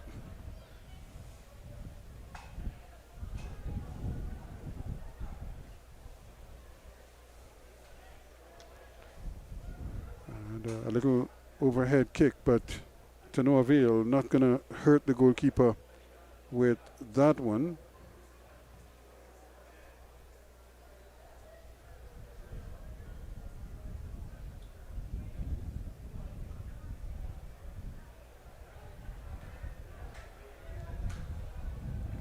That's another big kick right up and anticipating well. This could run for here. This could be a problem here. London just can't get the handle on it.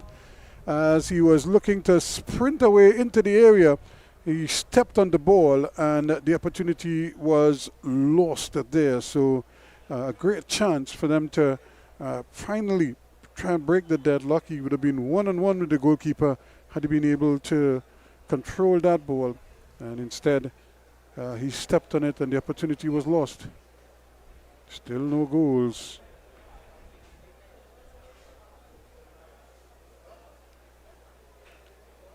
Still the ball just bouncing around at the edge of the area, and then a big kick to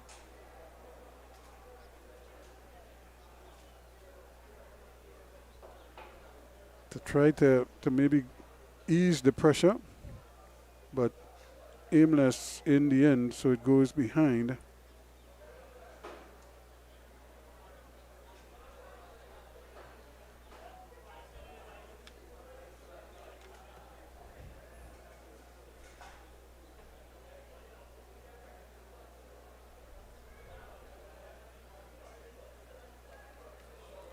Here now it's a chance for it, but again, good sensible football. Andrews not wasting any time,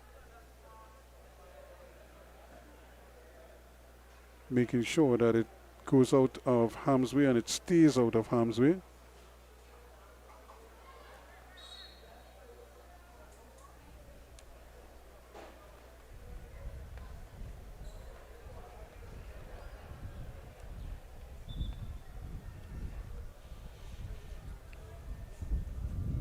The referee's going to have his hands full here because of the size of the field, the players are pretty close to each other.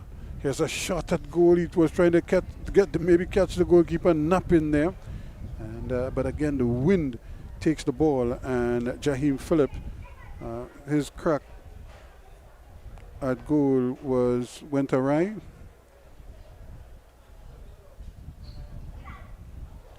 Chance for them now to try to bring the ball out from the back. Ball slipped inside quickly, and London, I'm sure they would be happy with that, so that they're able to just get some confidence, and that's what you need when you're a representative team, as you try to develop some kind of cohesion and some understanding.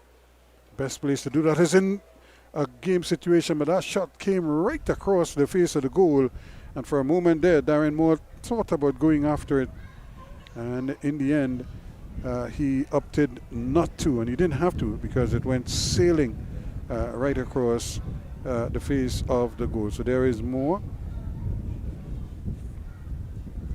It was not a bad effort coming from John. for pitchmen. And they give this one away. This could be a chance here. And again, coming across in the nick of time, there was Joseph. Well, there are two Joseph there. And trying to get in on goal was Akil Joseph in the red. But Jerome Joseph in the blue came across the number 5 to deny them the opportunity. Here he is again. This time he's not taking any chances, but that's good interception and good football there by Drayton. Picks it up and they play it wide. They have another chance, but that's a good defensive work here. Still battling, and tackles are coming thick and fast, and we're going to have a yellow card. And once more, it's that man, John there, who was applying the pressure. And we have our first yellow card of the afternoon. And the thing about the Moruga Tableland outfit, they're all physically big. You know, they can wear you down just with their physicality alone. You know, they all fit the towering figures all over the park. And even when they're shorter, they're stockily built. So this is a real powerhouse team, just in terms of their physicality. Now let's see what is going to happen. Here's a low shot. It's blocked by the wall, and it's like a jailbreak coming out at the back.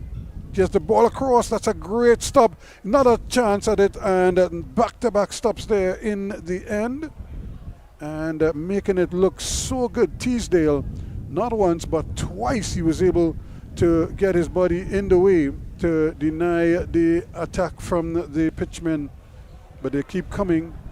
And here's another challenge, and it's going to be a throw-in to the men in red. They want to take it quickly, but they're not being allowed to do so. John loses the handle on it though, but picking it up is Cayenne. He's rubbed off it, and this could be a foot race here. That's a lovely ball. Can he get in there? He's brought down. That's going to be a free kick. That could be a yellow card or even a red, and it is a red card. Well. It's a little bit unfortunate, but you could see how that could happen. So in the 16th minute of play, Moore has to go. And he was trying to recover there. So Ayoba Moore came across with the tackle. Look at it, the ball played there, shoulder to shoulder. And he never played the ball, but he certainly wiped his man away and conceded the throw. So Ayuba Moore in the 16th minute is red carded.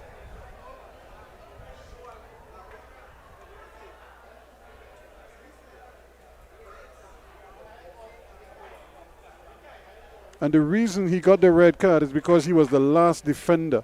There he goes. And he would have been clean on goal. And so an opportunity lost there, says the referee. So this is going to be a free kick just on the D. So this is a dangerous location here. And we see Barclay lining it up. And next to him is Davis, Ryan Davis. Here is Jamali Barclay, blocked. And London is trying to keep it in. It went out, so it's going to be a corner kick all the same. But he was trying to keep it in and continue the play.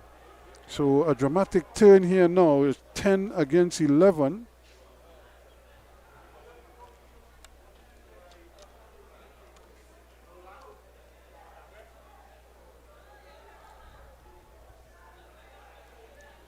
So let's see what happens here. Here is the ball played inside, chested down, and but really when you're in that part, when you're that close to the area, there's very little that your teammate can do that you yourself can't do. So I think he would have been better advised to take it down himself and try to finish the job there, Rodney. But he was trying to chest it for his teammate, and who then had to try to make a spin move to keep it out. Another good tackle from Dunton, playing in that flanking defense or wing back position.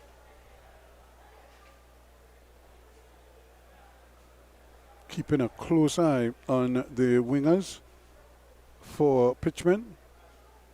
Here's the throw taken quickly there by Joseph, but they'll keep possession. So just about 18 and a half. We're in the 19th minute of play.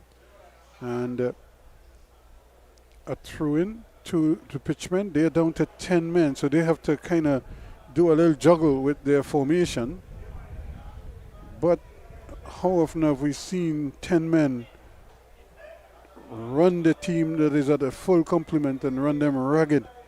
And I'm sure the pitchmen will be hoping for more of the same here today as they ball thrown in and flicked on. It's still in the area, but unfortunately they couldn't get the clearance and only just did that. And denying them the opportunity there. Charles has it. He's looking for something. Gets it back in the middle. Rodney, though, is crowded out. And ball changing hands rather quickly. But again, you just see the quality in these teams. They just haven't been able to put it together just yet, but you could just see quality all over the pitch. And that is such a good sign for the SFA and South Zone football. Another opportunity. Again, kind of execute what their coaches have been advising them to do.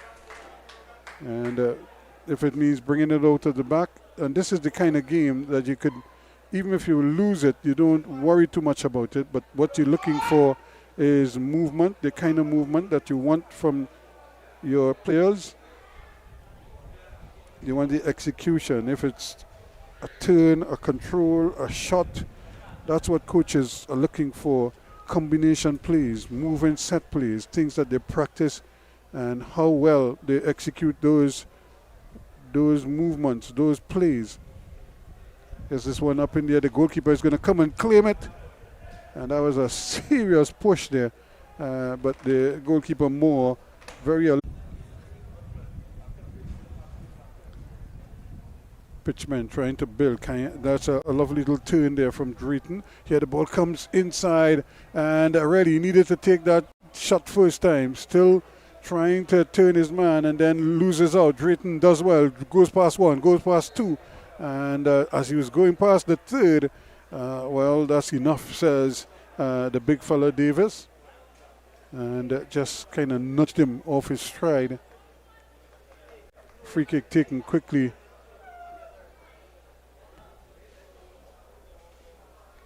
Turning now with it, doing well, France. But the ball given right back. Here's a chance now for Charles.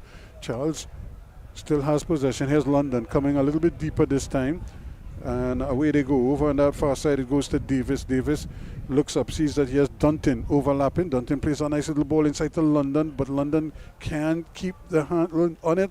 And just as he was trying to thread the needle, here it falls though. Here's an opportunity for the return ball. Header! Goal! Brilliant! And he's offside though. The referee's flag goes up. The referee's assistant flag goes up as Barkley finished with style. Jamali Barkley with the header.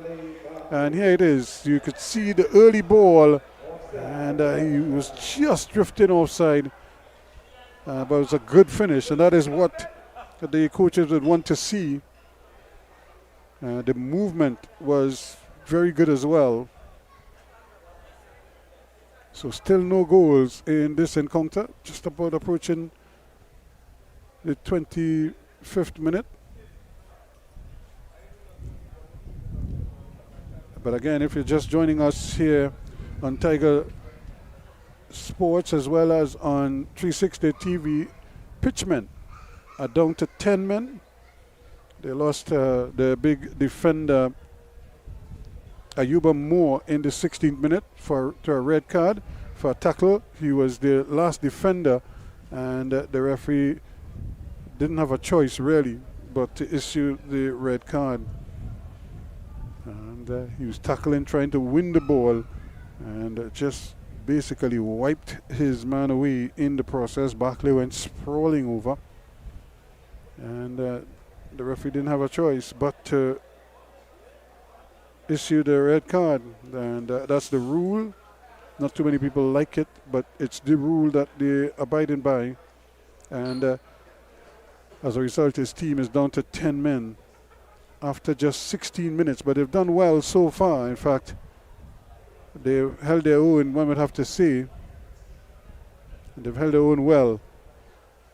Taking his time now, looking for some movement. That's a great ball, and this could be problems here because battling for it and doing well. Turned his man nicely, and he does have support, and he was just trying to be a little bit cute with the execution there. Andrews, the captain for the pitchmen, held his ground and was able to come away with the ball.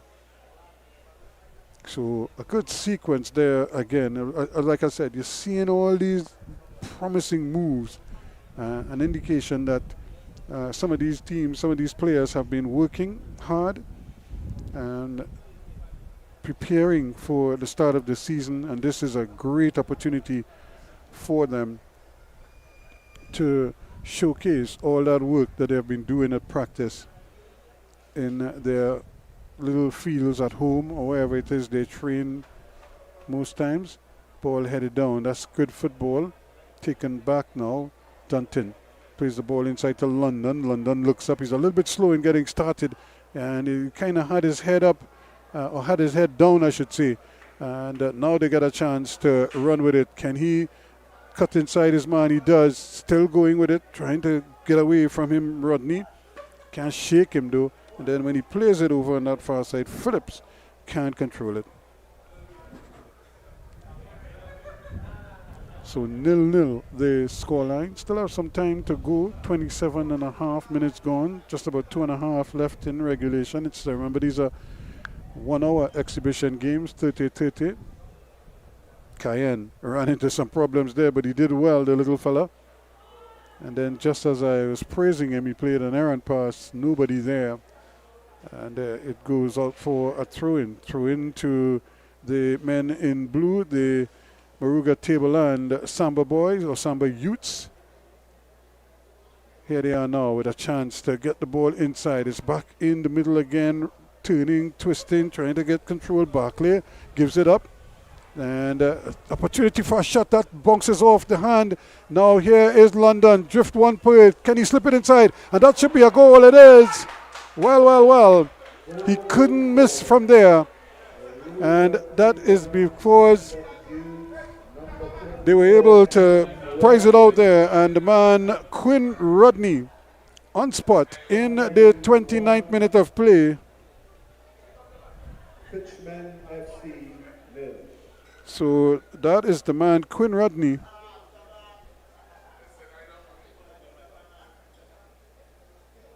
Or Rodney Quinn, as I'm sure some people would call him.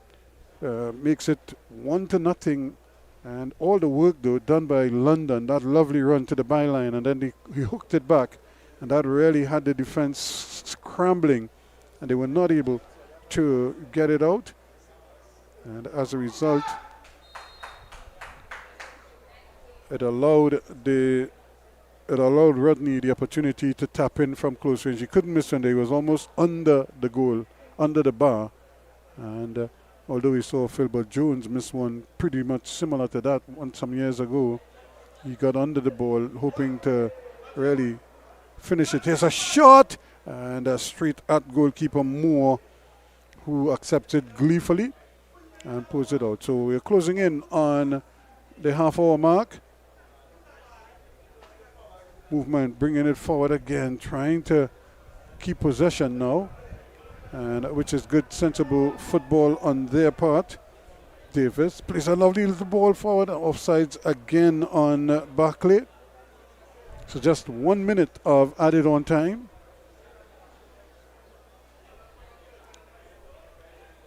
That's another big kick, and it's just going to bounce all the way back to the goalkeeper Moore. So from one goalkeeper, from Brown all the way to Moore. And now they're coming out with it out of the back. London has possession. Trying to turn with it. Plays it back, and that's a careless pass from Davis, but it's struck down nice. He's going to get the return ball now and has to turn himself. Here's a nice little ball played inside. London trying to turn. The ball is given away though, and here's an opportunity here. Shot, saved by the goalkeeper, and he just knocked down close to his feet, and he's able to pick it up. But a good running effort there on the part of Joseph, but saved by Darren Moore. So that is the end of the first half of this encounter, and at the end of it, two significant moments in that first half. First, in the 16th minute, Pitchman lost defender Ayuba Moore to a red card, a late tackle, and he was the last defender. So the referee didn't have a choice. And then Quinn Rodney made it 1-0 in the 29th minute, just before the half. So that is where we are. A good contest, good football, and the Moruga Tableland Samba Youths would be the happier of the two. They have a one-man advantage. More importantly, they have a one-goal advantage in this game. The second half is coming up next.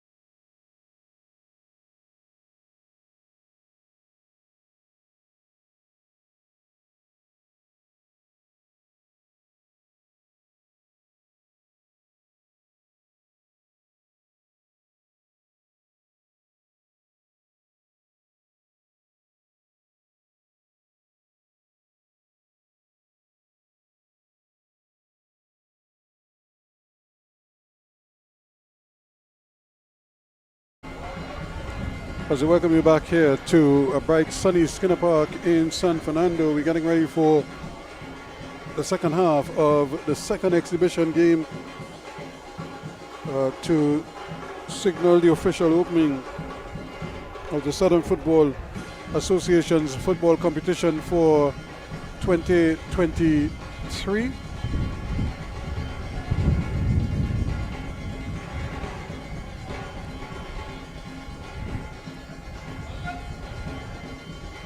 So a great opportunity for some of these teams to showcase the talent that they have, and just to give them a chance to assess what they have on offer.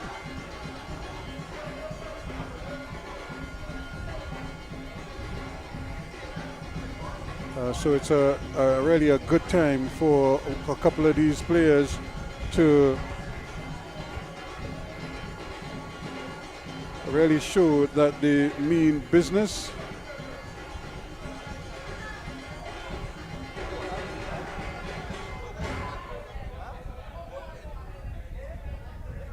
And immediately now we see the ball is off and running. So we're back to action in the second half of this game. Remember, it's 1-0 in favor of the men in blue. But more importantly, they're also leading by that one. Not apart from leading by 1-0, they have a one-man advantage as well. So we see Malachi Critchlow is on, as is Trellis Comina.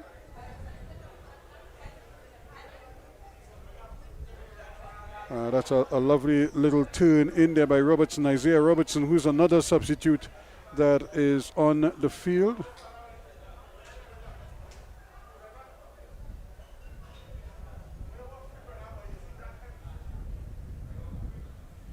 So they've been forced into a few changes, trying to see if they could get themselves back. Here's Comina again, or Robertson rather, trying to intercept that one, but it remains a throw into the Moruga Tableland Samba Youths in the blue strip, blue and white, a little bit of splash of white in the shirt.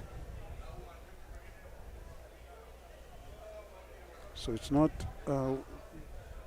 done and dusted just yet. Here is Critchlow with the throw in, one of the subs. Here's a chance for London, and well, he hit that like he wanted to hit it in London. It went straight up in the air. I think he was hoping that an L1011 or something would catch it and take it to London for him. But he really got under the ball. I think he was hustled.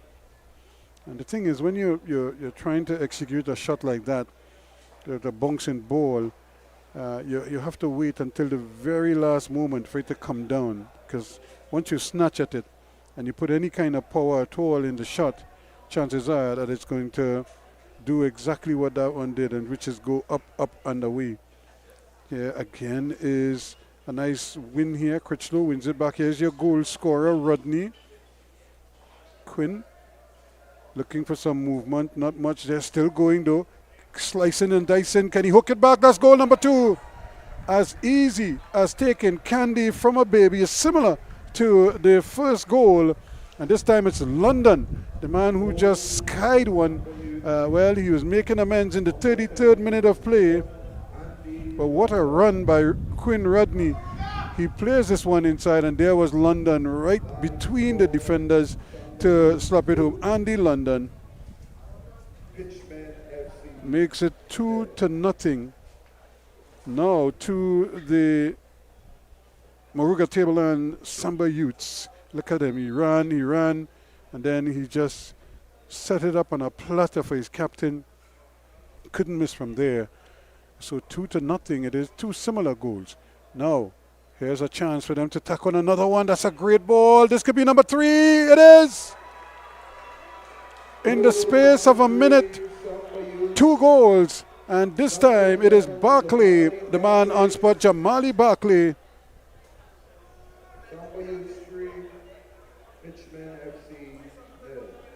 Look at it again, a lovely ball over the top. It just eluded the defender, and he was in between the two defenders and was able to chest it down and then finish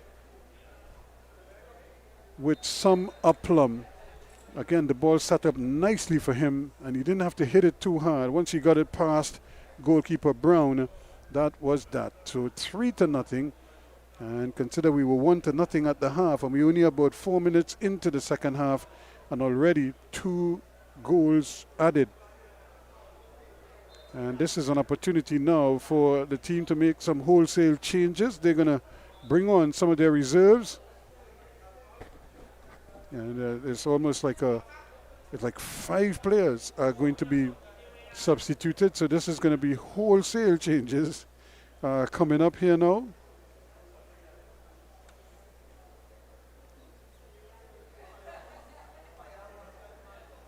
So there's 3 of them, the first 3. And actually they decided that they're going to, Philip is going to get a breather. Also Teasdale and Walters. So and then they brought on 3 newcomers. Gittins is 1. The number 17. So there he is on the park. And also coming on is the number 9 Rawlins, Michael Rawlins. And the third player to get a look in there is Mason, Kenall Mason. But here they come again looking for goal number 4. But this time the goalkeeper is very alert and trying to keep the composure going here. But they really have to pick themselves up here now. The pitchmen, they can't afford to just give it away like that. Opportunity really for them to now start chucking the ball around. Here is the substitute Rawlins looking for something there, and eventually they're getting it. Ball though is won back once again, and Rawlins has it. Gets an opportunity to run with it. Here's Rawlins again, slips it in there to Rodney. And it goes for the return ball. Remember, he sliced past 3 defenders in a similar location. This time, Andrews is having none of it, but he's going to get a yellow card for his efforts, though. There goes that man, Quinn Rodney again, just slicing past him. And he's going to come off. So that's going to be his last bit of action for today.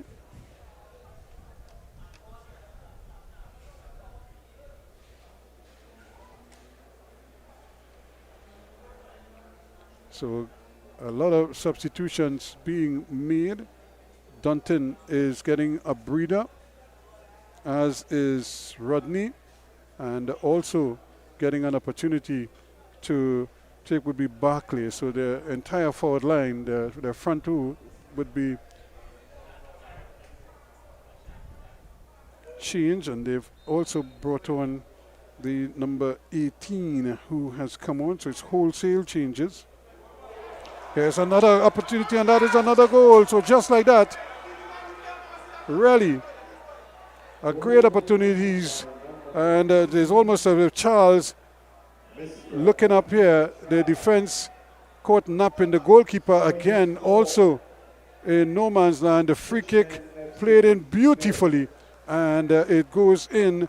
And Atiba Charles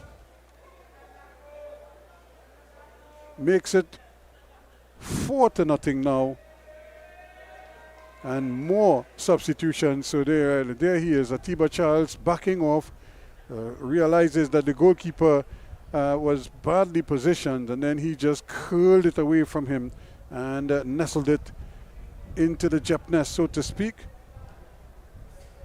And more substitutions being made. On the opposite end, Richards is on for pitchman, as is the number 12, Andrews.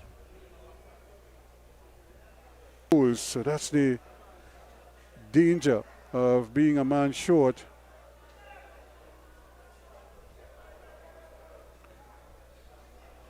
So now turning and twisting his way, trying to get inside the area. He does, and but the referee, they're asking the referee Cecile Hines, that it's indicating that it should be a goal kick. Davis pleading his case, but Hines is having none of it. So Critchlow is going to take the corner for the pitchmen. They need something here. And a little bit of push in. The referee spots it. And we also have a substitute goalkeeper for the Moruga Tableland outfit. So they're really giving their players opportunities here to get their feet wet, get a taste of competitive football, and on a big stage. So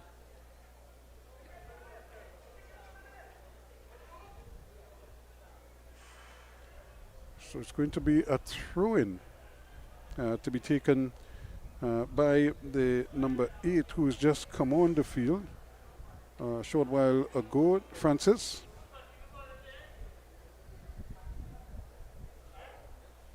So the referee again wants another free kick taken.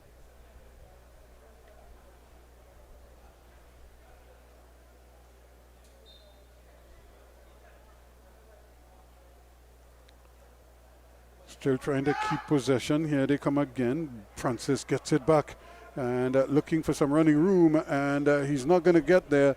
Just ran out of real estate. Remember, this is not a very big field, so you have to be spot on with your navigation. Not much running room.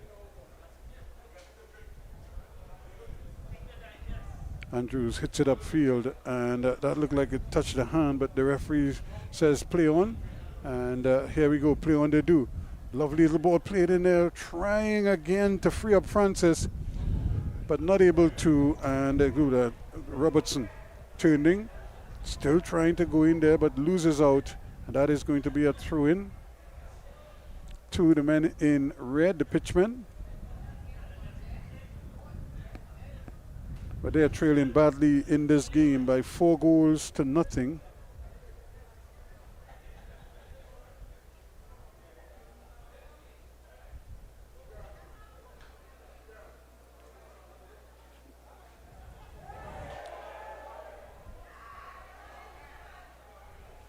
Another opportunity here. The ball played up quickly, and here they come again.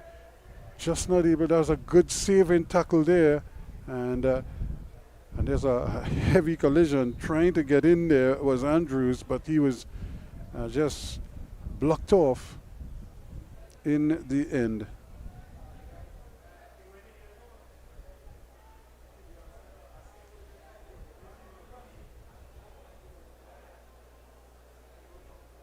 So 4-0, and it could get worse if based on the run of play at the moment.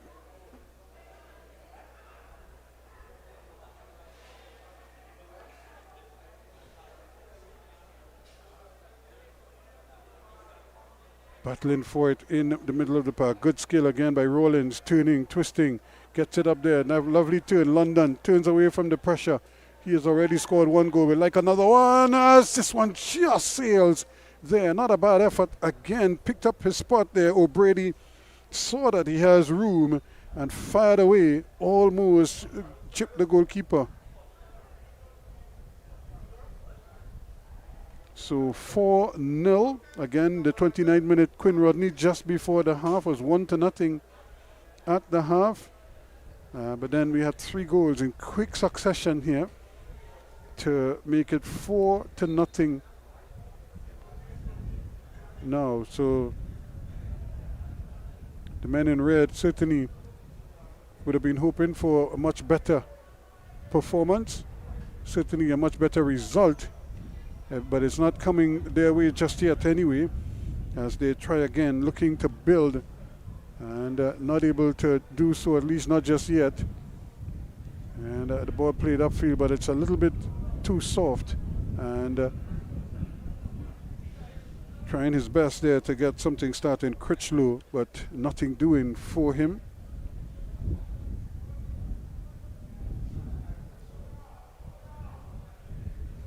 So it's almost as this is almost like a training session now for the men in blue.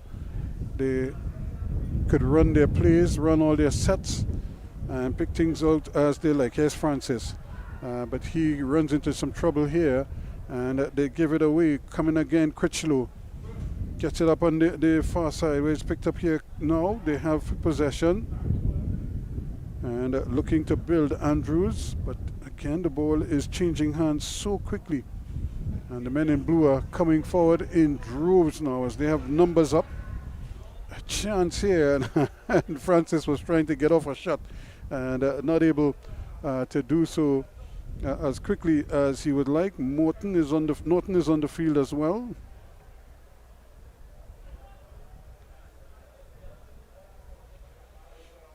So really it's plain sailing right now for the Moruga Tableland Samba youths. Chance here to throw this one in, and the control just not there. And it would have been nice if he was able to control it and maybe get it down. Commission though created some problems, so it means now that they have possession once again. The ball is played back defensively. Chance now for them to run with it again. This is Pierre, Cordell Pierre on the field. And it certainly is hard work right now for the men in red, the pitchmen. It could be disheartening because they're trying, they just can't seem to get the measure of the blue wave that is coming at them time and again. Running into some problems there. I don't think Rollins intended for that, but he has to be careful. The game is never over. You always play the game, no matter what. Goalkeeper Kishon Caro is on as a substitute.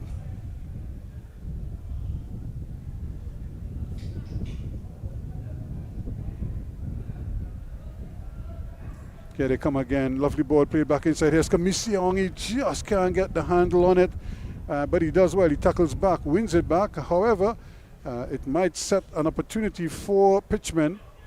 And but here they come again. The ball is taken away, and they have movement going in the other direction once more. He has to be careful. If he could run through on his own, he might be in business because he had two men running offside. Everybody wants to score. They're not even looking across the line to see where the last defender is. Almost put their teammate in problems there because he had no choice but to run with the ball. And that's a great throw out there, but the control just not there. And they still trying to organize themselves. Pierre wanted control of that, won't get it. And now it's going the other way. So the men in red certainly have had a tough afternoon.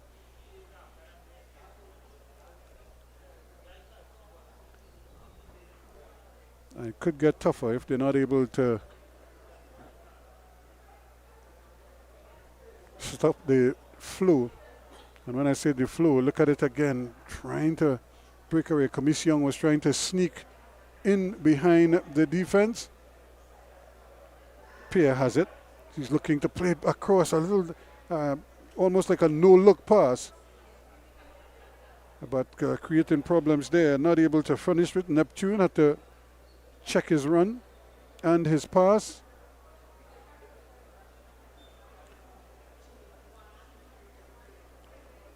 But nothing doing. Every time they think that they're in business, they just find a blue shirt popping up almost out of nowhere to deny them.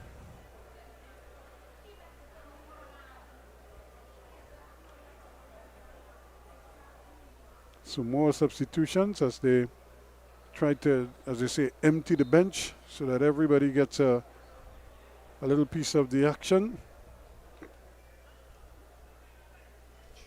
Richards comes up. So Trinidad and Tobago doing well in their clash with St. Kitts and Nevis, leading by 2-0 early in the second half. Fortune, there's a chance here now, but he missed kicks. Really, he probably didn't think he had that much room with which to work. Could easily have composed himself and finished the ball much better. Here's another one, plays in Commission, and this time it's easily saved by goalkeeper Brown. And that will do his confidence a world of good. But they give the ball right back, and another shot. But no real power in it. The ball is going on, so it's 2-0. Fortune in the 65th and Alvin Jones in the 43rd minute. Remember last night, 1-1 between the USA and Jamaica. Jamaica actually squandered a penalty. And I'm sure they would be kicking themselves. That would have been good for 2-0 lead.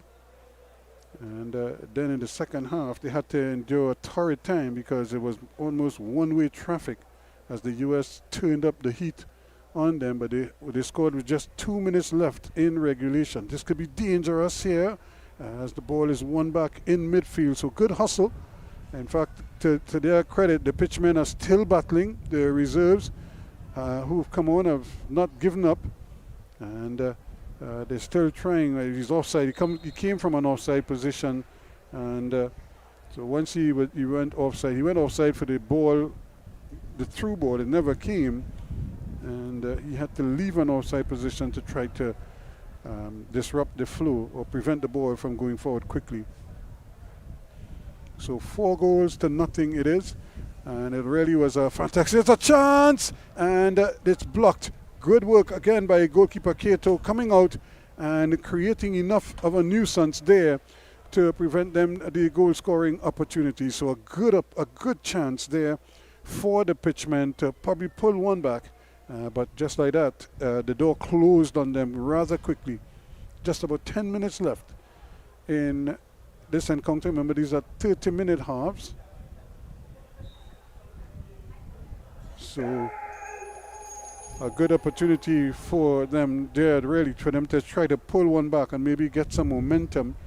But again, an alert bit of goalkeeping there to deny Critchlow right at the death there. Goalkeeper Kato, the substitute, who came on to replace Darren Moore.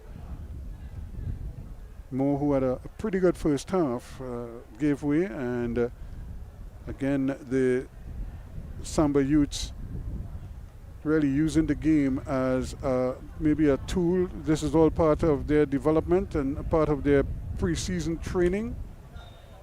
And a little stumble there, and down he goes, O'Brady.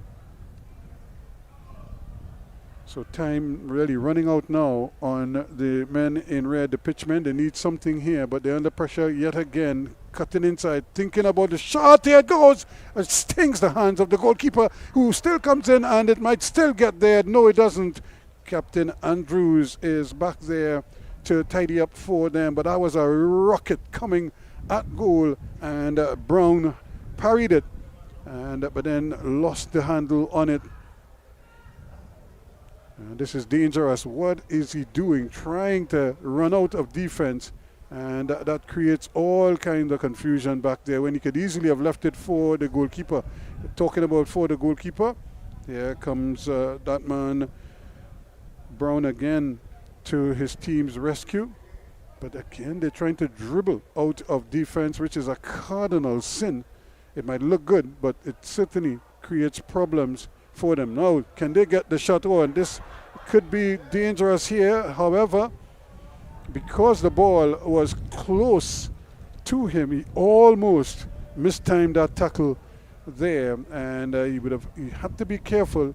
In fact, he probably didn't need to tackle there. He just needed to try to prevent the ball from going forward, but he opted to tackle, and to his credit, he got enough of a touch on it, and that's how they were able to bring it out. Jabbar Francis, and no free kick, but you get it back, and again trying to work his magic there. Mason can't get it through. So 4-0. Is that the end of the scoring? Given the way they're playing at the back, you could say no, because I'm almost certain somebody's going to make that mistake and it's going to end up in the back of the net at some point. But here's Andrew turning, twisting, trying his luck. He's had a good game, but he's now trying to show what he's capable of. 4-0, and that throw again is an errant one. All the way back it goes on this occasion. Rollins deciding safety first. Here he is now with possession, but he's robbed of the ball. He needs to really needed to shield the ball a little bit better, but he does tackle and win it back. He wins it back nicely now. Can he make a positive pass? And again, a little bit careless. They're just playing the ball and creating problems for themselves again, but they get away with it. Davis brings it out. Here is another great ball played forward by Rollins. This could be problems here. There are numbers in the area. Can he get the ball across? He decides to tee it up. When will the shot come? Over the bar. Really a good opportunity there, and it was just laid off on a platter for Brady, but he couldn't finish the job. And it seems as if Drayton is going back on. Yeah, Cayenne also, as is France. So this is an opportunity for some of these players to get a second bite at the cherry, so to speak. Cayenne is back on, Drayton is back on. So the referee is probably, they're not happy with it, but I think they'll just allow it. Maybe it's something that was agreed upon prior. Since it's just an exhibition, you can make whatever adjustments you want.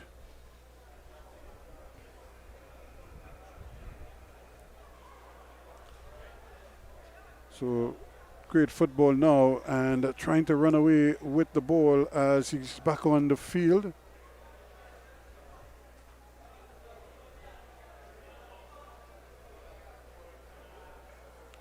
However, just about 4 minutes left, and the ball played out, but the goalkeeper is there to tidy it up quickly. So nothing going the way of the pitchmen at the moment. So they've gone back to some of their starters. The original starters are back on, hoping to maybe spark something before time runs out on them. Great skill again, turning, twisting, and up here, Rollins decides he's going to roll it over to the far side. Still they get possession once again, knocking it around, trying to build. Pierre plays it forward. This could be, can he keep it in? And yes, he does. And still has possession. Here they go. Critchlow again not able to, Commission not able to control it. Trinidad scores a third goal. So they're taking full control of the game against St. Kitts and Nevis. What this means, Trinidad and Tobago will go to the top of the group before they face the US and Jamaica. And that's the acid test, so to speak, still to come. But if you can get a win early, because you want to believe both Jamaica and the USA will also beat St. Kitts and Nevis. So you want to score as many goals as possible. And so even if they lose, then goals might be important. Remember, 2 teams advancing out of the group, so you want to be in the mix when all is said and done. That's a careless ball there. He just played the ball forward. Norton didn't really put any real effort into it. And now this could be a chance here, 2 against 1, but very, very sturdy at the back there and helping out and making certain is Gittins. And Rollins coming forward again, but loses the handle on it.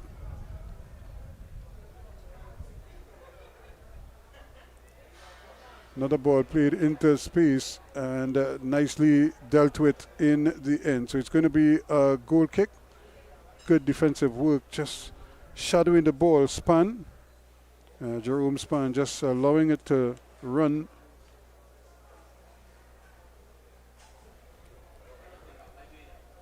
So time 59 minutes gone. So just under a minute left, and whatever added on time there might be.